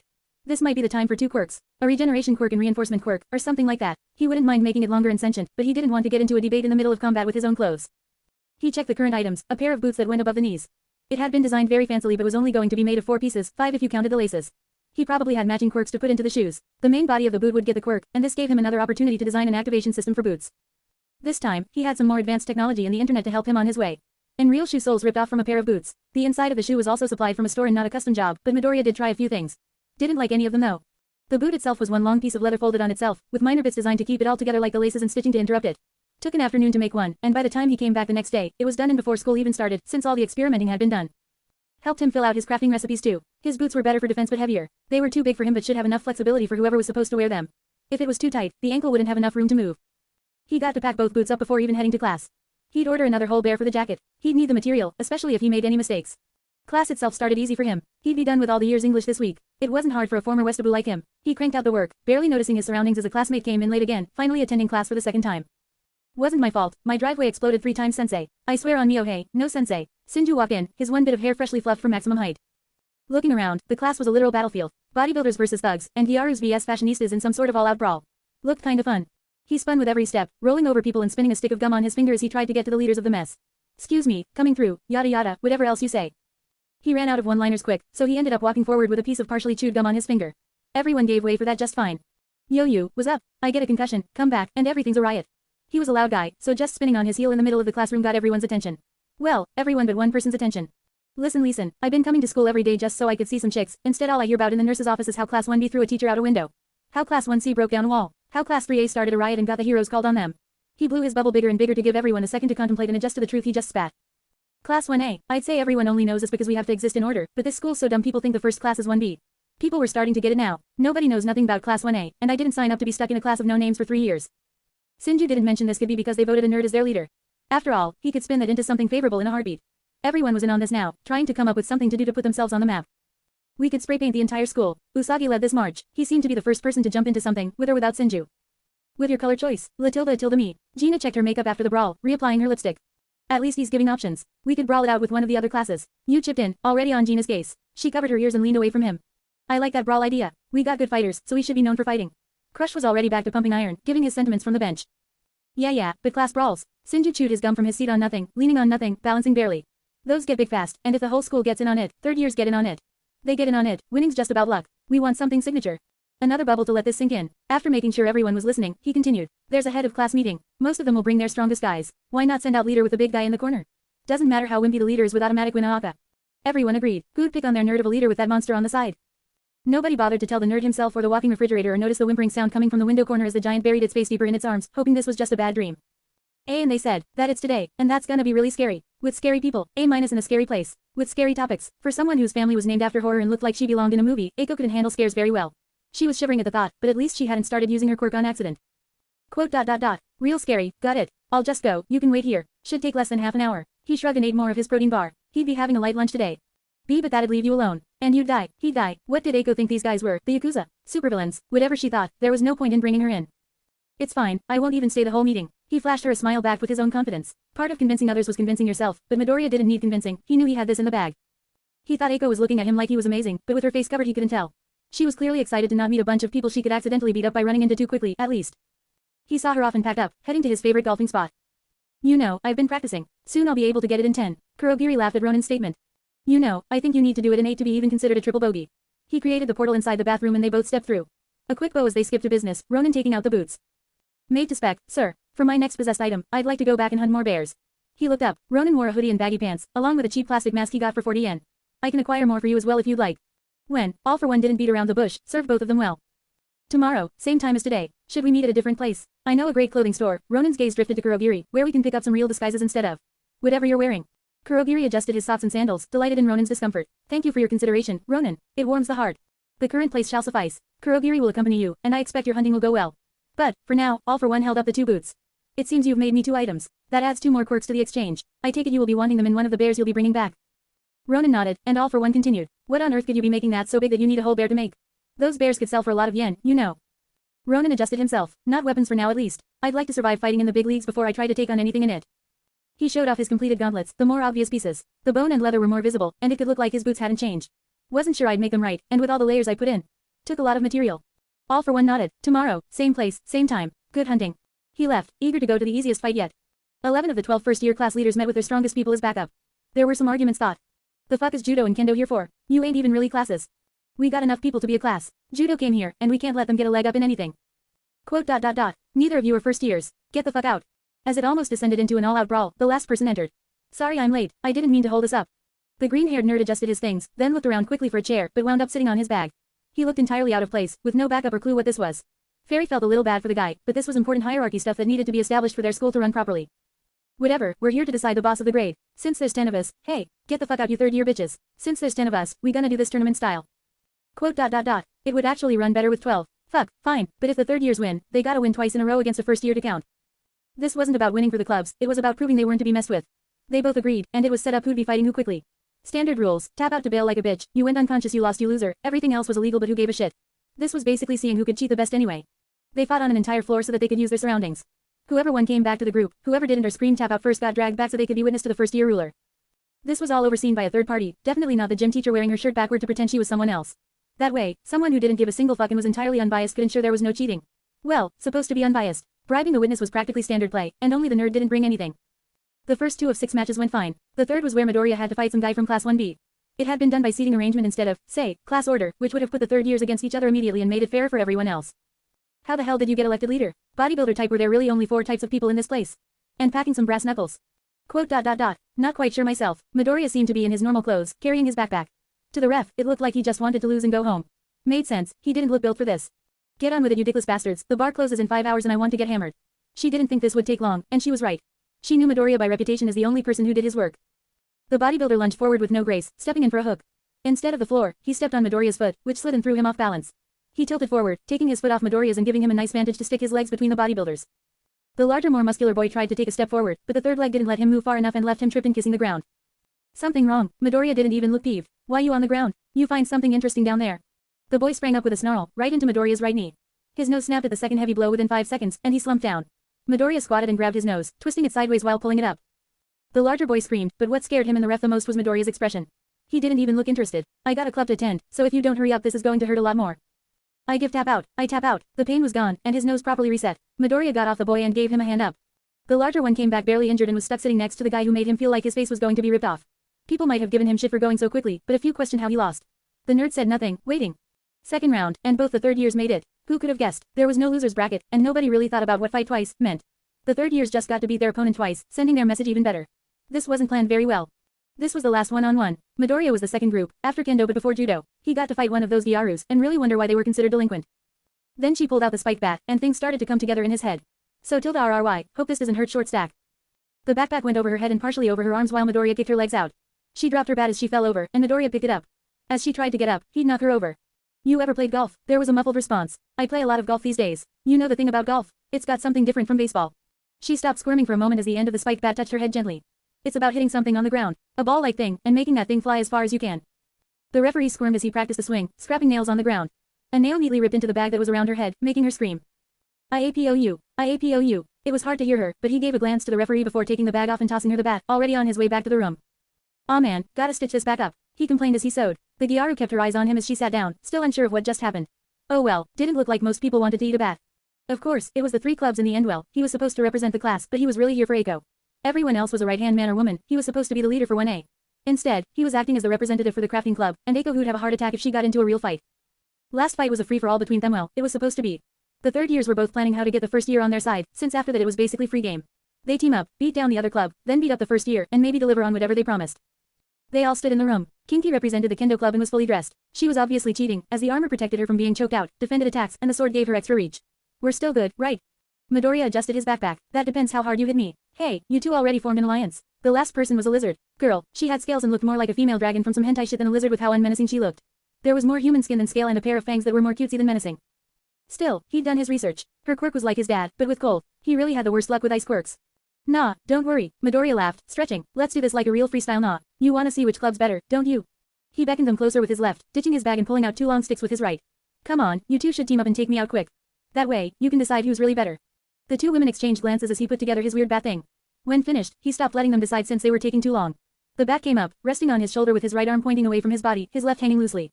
Come on ladies, let's dance. Chapter and notes.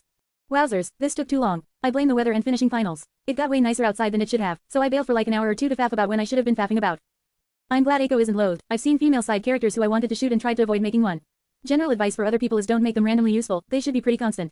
I'm railing against a specific man when I read that had a Mary Sue as the love interest instead of the main character for some reason, but your side characters should be characters. If Eiko is going to be useless in a fight other than intimidation and accidental takedowns, she'll stay useless unless she does something about it. You want more powerful characters, go send some characters on arcs. Eiko might be getting one eventually. Just wanted to set up the threat of the teleporting sword, since I really haven't gotten to talk about why it's so scary. Bringing it back up with my favorite confusing mammal, Nezu, and bring All Might into the picture. A fight between them would be kind of lame since it'd be whoever lands their attack first wins, but a non-physical fight is fun. And more difficult to write. But this fanfic is a dumpster fire I'm not thinking through, and I'm just writing to practice writing. If I don't challenge myself, am I still really writing Ronin? Set up the next item. Don't worry, the needles and the cannibal are coming up. Another hunting trip, and also Eiko's surgery, since I forgot to put that anywhere else, is on Thursday. As of the end of this chapter, it is currently Wednesday afternoon. Hey, Sinju's alive. I like writing him, and he'll get to do more later.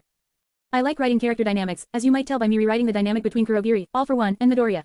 Scared but overpowered and confident but weak is a fun dynamic, especially since it makes the weaker character more useful in a fight. Bear hunting. It's been a while, should be fun to write. Let's go poaching amigos. Lastly, the brawl for the student of the year. More to determine who's the best in the grade, but if they need someone to represent their year, it's this person. A lot of the smaller, quick takedowns I like writing. We should have a fun brawl next chapter, and they should get released earlier than this one.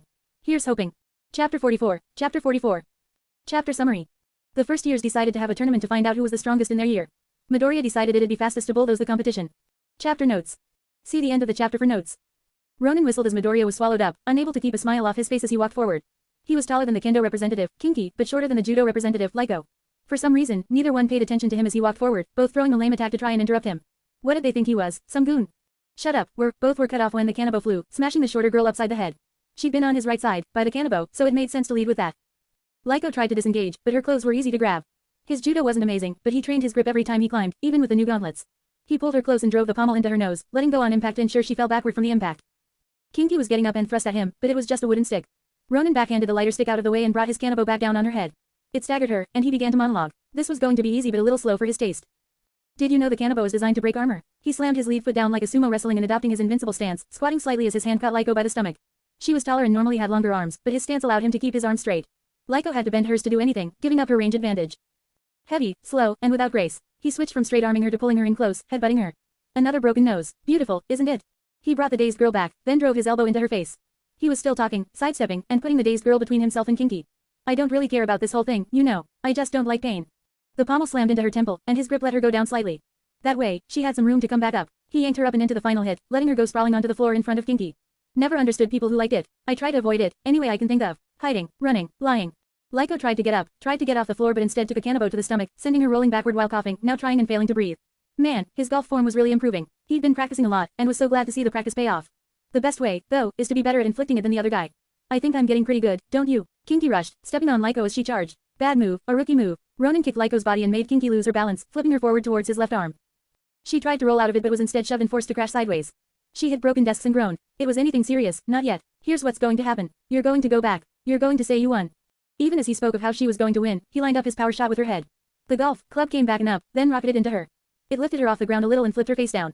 She let go of the kendo sword just in time to see the bat drop in front of her and his shoe gently rest on the back of her head. But you mess with me. You think you can cross me. We're gonna do a test. Can I curb stomp someone wearing kendo gear? She could feel the weight come up a little before slamming her head into the bat. I kinda wanna know myself, but for my peaceful life, I'll just be curious.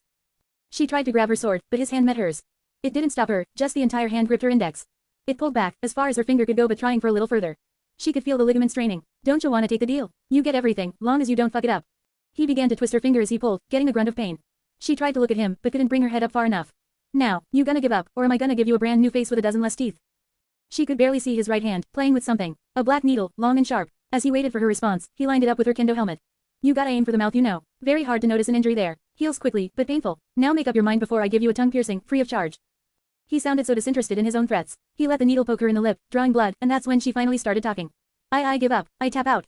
But do you agree? She realized he hadn't asked her to give up. He asked her to agree to a weird plan. Yeah, I agree. He got up and took the pressure off her head, walking away as if nothing happened. Glad to hear that, senpai. Leica-senpai is out, and I tapped out, so Kinky-senpai wins. Right, ref. He seemed to turn his killing intent on and off like a faucet, lifting the second-year girl over one shoulder like a sack of potatoes.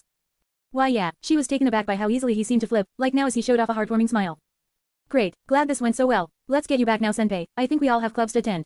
He seemed to bounce away, uncaring and happy, detached from the carnage he caused behind himself. I'm glad you're not dead. He hadn't even been hit. The hardest part was the boredom. Some guys took 5 minutes, seriously, what were they doing? Real fights took a minute, tops. After that point, you had to worry about cops, so if nobody went down it was better to split. He only had to do that half a dozen times, not bad for someone who'd been doing it for as long as him.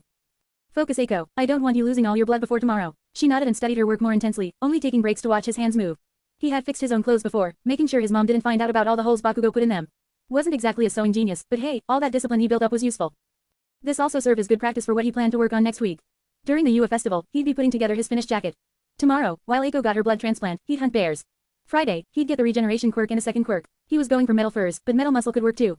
Either way, the second quirk wouldn't need to be a hardening quirk, that'd hamper his mobility. Something else, like deflection or energy absorption, would do for his second quirk. Monday, Tuesday, and Wednesday were off for the UA festivals. They went in ascending year order to build hype for the best, the third years, and All Might should be presenting at the last one. That'd be when he got to try out his new jacket, with most of the heroes in Japan in attendance. It was really stupid, they should just record it to keep public safety high. It's what he planned to do.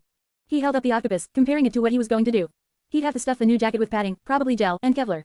Looks like his vest was finally going to get repurposed. He finished restuffing the octopus and stitched the last tentacle closed. How do you work so fast? Eiko looked in her element but was still slower than him. She had her dad drop off a beanbag for her to sit in, and brought some blankets to snuggle into. She was buried in pinks, but her long arms meant she could stay buried while working on the project on the table without getting up. I don't let my mind wander, stay calm, and don't stab myself in the hand. He took a light jab at her and switched stuffed animals with her. Great progress, Eiko. You seem to be pretty quick yourself. He corrected her overstuffing and finished the raccoon before throwing it like a basketball at her. Eek, please don't throw Mr. Sneakster. She covered her mouth while Midoriya turned to her, blinking. Quote. Mr. What? Eiko sunk further into the beanbag. Quote. Sneakster. Quote. Glad you like them so much. He snickered a little bit and stretched. He was getting worn out of all sewing is what he'd normally say, but it was a great break of pace from getting into fights. Maybe the textile industry was the place for him. They looked ridiculous from the outside. Two men decked out for winter, standing in a mini golf bathroom. Quote. How did you get a floral print winter coat? Hard work, determination, and eBay. Kurogiri formed the portal in one, the cold wind drifting from Alaska straight to them. After you, sir. They walked through and were back in the woods. It seemed Kurogiri had gotten more familiar with the area, probably doing some poaching in his own time to get more materials for the big man. They seemed to have many people besides him who made possessed items then. It was colder than the last time they came, closer to winter. It was now heating up instead of cooling down by the day, at least. This meant the bears were active again and on the hunt. A shame you didn't come earlier. It was really easy for a time with all the bears hibernating, didn't even notice they got teleported. Kurogiri checked his hands as he spoke, already bored. Yeah, well we're looking for some special types today. Did your boss want anything? Ronin got out more needles, aiming for the same strategy as last time. Didn't matter how tough the skin was if you weren't hitting it. No sir, we've got a healthy supply, but I suppose the wild does create the opportunity for a few wildcards. They went into the trees in their own ways and spotted an easy kill. Ronin aimed the needle, activated his gloves, and tilted the bear over with a shuck. It fell like a stack of cards. Shouldn't take long for the bears to come. They'd eat each other if they went to sleep at the wrong hour. Maybe it was the smell of blood, but bears soon approached. Only took 30 minutes and 3 dead bears. Ronin scouted the area for any gray coats. None yet, but if we keep killing in this area they'll come. Are you looking for another metal bone? Kurogiri wondered. We discovered that other minerals are possible. The crystal one was quite a catch. No, I'm looking for Crystal. Really? Ronin snapped off his train of thought, amazed, but recovered his thoughts as quickly as he lost them. Quote. I'll keep a lookout for that.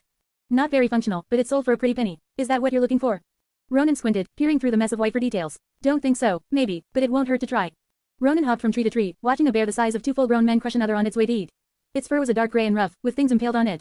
The gums were grayish-black, some sort of metal. It was small, but the combination of metallic muscle and fur would be nice.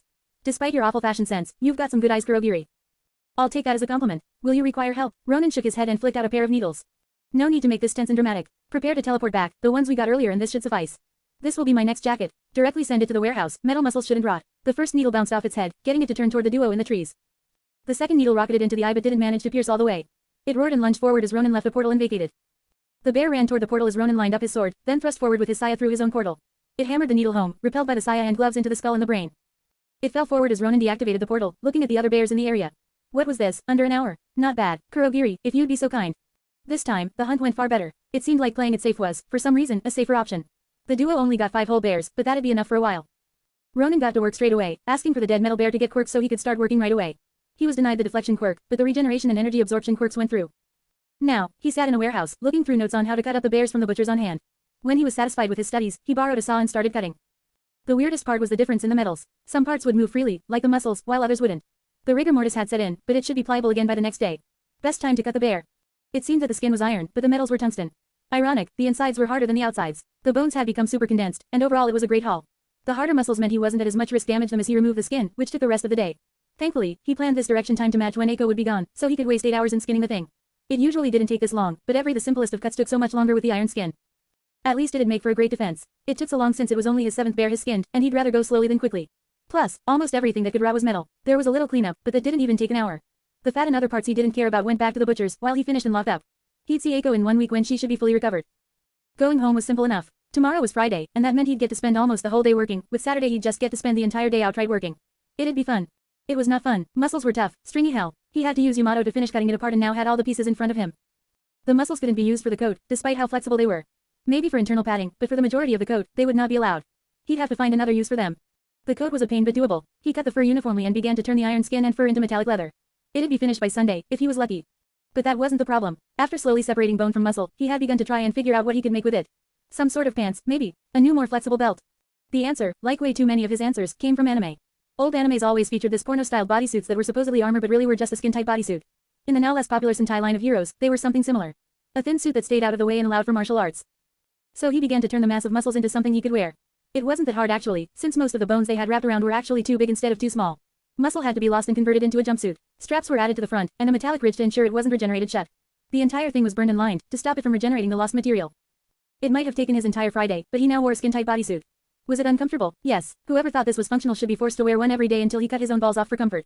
But Midoriya made his own, and just adjusted it so that it wasn't actively killing him every step he took. Only took 3 redesigns, but he wasn't going insane anymore just wearing the thing. He had to forge his finger and toe sections together so that they didn't regenerate and push out any stitches he made. It all had to be heat, something that wouldn't regenerate normally. This did worry him about heat attacks getting around his armor, but the energy absorption should deal with that. The batteries were kept over his pectorals so that he could change them without taking the entire ensemble off. It resembled a pocket on a dress shirt, with a tap he could turn on. He'd already done it once to ensure it worked. The voltage wasn't painful to him when touching, and the thing didn't try to absorb him, so it was working. Probably, the random cuts he put into it drained the battery quickly, but those were hard to create. All in all, the new blackish-gray bodysuit looked as edgy as he thought it would. He had lined the muscle sections up with what they had been on the original body to his, so the biceps covered the biceps, and thighs covered thighs. There was enough leftover material to make 3 more suits if he wanted. Instead, he smoothed the outside of the suit. It was good on the inside to lock onto his body, save a few more private areas, but the outside should be smooth save for where the costume should lock on. Nothing stellar, just to ensure it didn't come off with a sharp pull. It was 8 o'clock, and he wore the bodysuit and helmet. Everything was black, and thanks to the cup he had run out to buy, nothing important was revealed at his standards anyway. He did discover a few neat tricks with the suit after playing in it, but quickly finished it up and stored the supplies. The entire ensemble had been getting heavy, as was going to be getting heavier. He took one last ride in the old coat, for memory's sake, and to adapt to the current changes. You let Samurai in here? Maruko looked irked. Nezu shook his head. Not Samurai, that's a hero from 100 years ago. The name has been passed along, but there are 3 different heroes called Samurai in Japan alone. The Ronin, somehow, is a name no one's taken. Makes you wonder how. Nezu didn't deny the accusation, just danced around it. He knew Yue having vigilantes wasn't what she was mad about. Come on, I just got here. You couldn't have had him come today. I could have cleared my record. She counted it as her loss last time, which was pretty accurate for her standards at least. She hadn't understood the threat of him at all, and now that they knew the risk Ronin really posed, it was clear he never had to worry. She didn't even make him teleport. You'll be here through all of the festival, and his stomping grounds location is open information despite my requests otherwise. You can go and find him, or maybe just doing your job will bring you two together. Midnight was there too, looking somewhat confused at the revelation that the guy she thought was a fanboy pretending to be Ronin seemed to be the real deal. Maybe I will, and his arrest will overshadow your little festival. Waste of time anyway. She jumped from her chair. She hadn't even gotten out of her uniform and left without being excused as per usual. Nezu sighed, leaving for his own office from the meeting room. She couldn't be persuaded, but tracking her was easy enough, especially when she didn't notice the one he put on her when she entered. She'd make a good hunting dog to pin down the location of his favorite vigilante. Lastly, Midnight sat confused in the meeting room. Quote. Wait, that was the real Ronin. Chapter end notes. Yagi, finals are done. Will I pump out more episodes a day now? Probably not. This fanfic still has no real timing, and it took so long to get out this chapter because I wanted to watch Super Sentai in the middle of finishing it. I'm not sure I need to do a review. You read the chapter, you know what happens in it. But I will. Midoriya now sort of knows that he's the leader of Class 1A, or that he's at least the representative of it but doesn't want to be. So he passes it off to someone else. Yes, he did win with a spiked bat designed to crush skulls and helmets. Yes, that kendo uniform has a few new dents in the head. Taking some time to be with Eiko before she fails surgery and dies from sadness. Might throw in some paw from her again soon. Look forward to it, or don't. Just don't look back. That's called hindsight and only smart people can do that. That explains why I can't. More Kurogiri fashion disaster. I refuse to take the man seriously, and my personal mission is to make sure no one else does. He's just a very stern-faced man, seeing how much bullshit he can get away with around people who can one-shot him but aren't supposed to. The hunting goes much faster, but when you're not digging around and know what you're doing, it's not that dangerous. Relatively. The creation of the next possessed item, and an accidental extra. The bodysuit idea did come from my Japanese Power Ranger binge, and me thinking that Midoriya was running out of body slots to put equipment on. Still, I can now make Under Armour jokes. Truly, my life is complete. A fight that was vaguely hinted at is coming, along with the end of a rather lame replacement for the tournament that Midoriya took part in instead of the UA festival since not a lot will actually change, other than the numbers assigned to everyone. That sounds like a lot, but it actually isn't. This might mean there's one whole less team in the final since Deku's team got through partially because of him. Will there, won't there? I don't know, but I miss male Yellow Rangers. My favorite color in all the Power Rangers who have their chicks. I'm not manly enough to pull off cross-dressing. These are the tragic times of a guy with half a brain cell. Chapter 45, Bar Time with Ken and Am, Maruko. Chapter Summary. Midoriya has begun to create his new jacket but left it to cure while he goes to test the bodysuit he built by accident. Chapter Notes. See the end of the chapter for notes. Ronin rested for a moment on a rooftop, adjusting his gauntlets again. The metal on his skin was warmed by his own body heat. It stretched with him as he moved, like a second skin. It didn't get in the way or chafe after the adjustments he made and seemed like a good last layer of defense.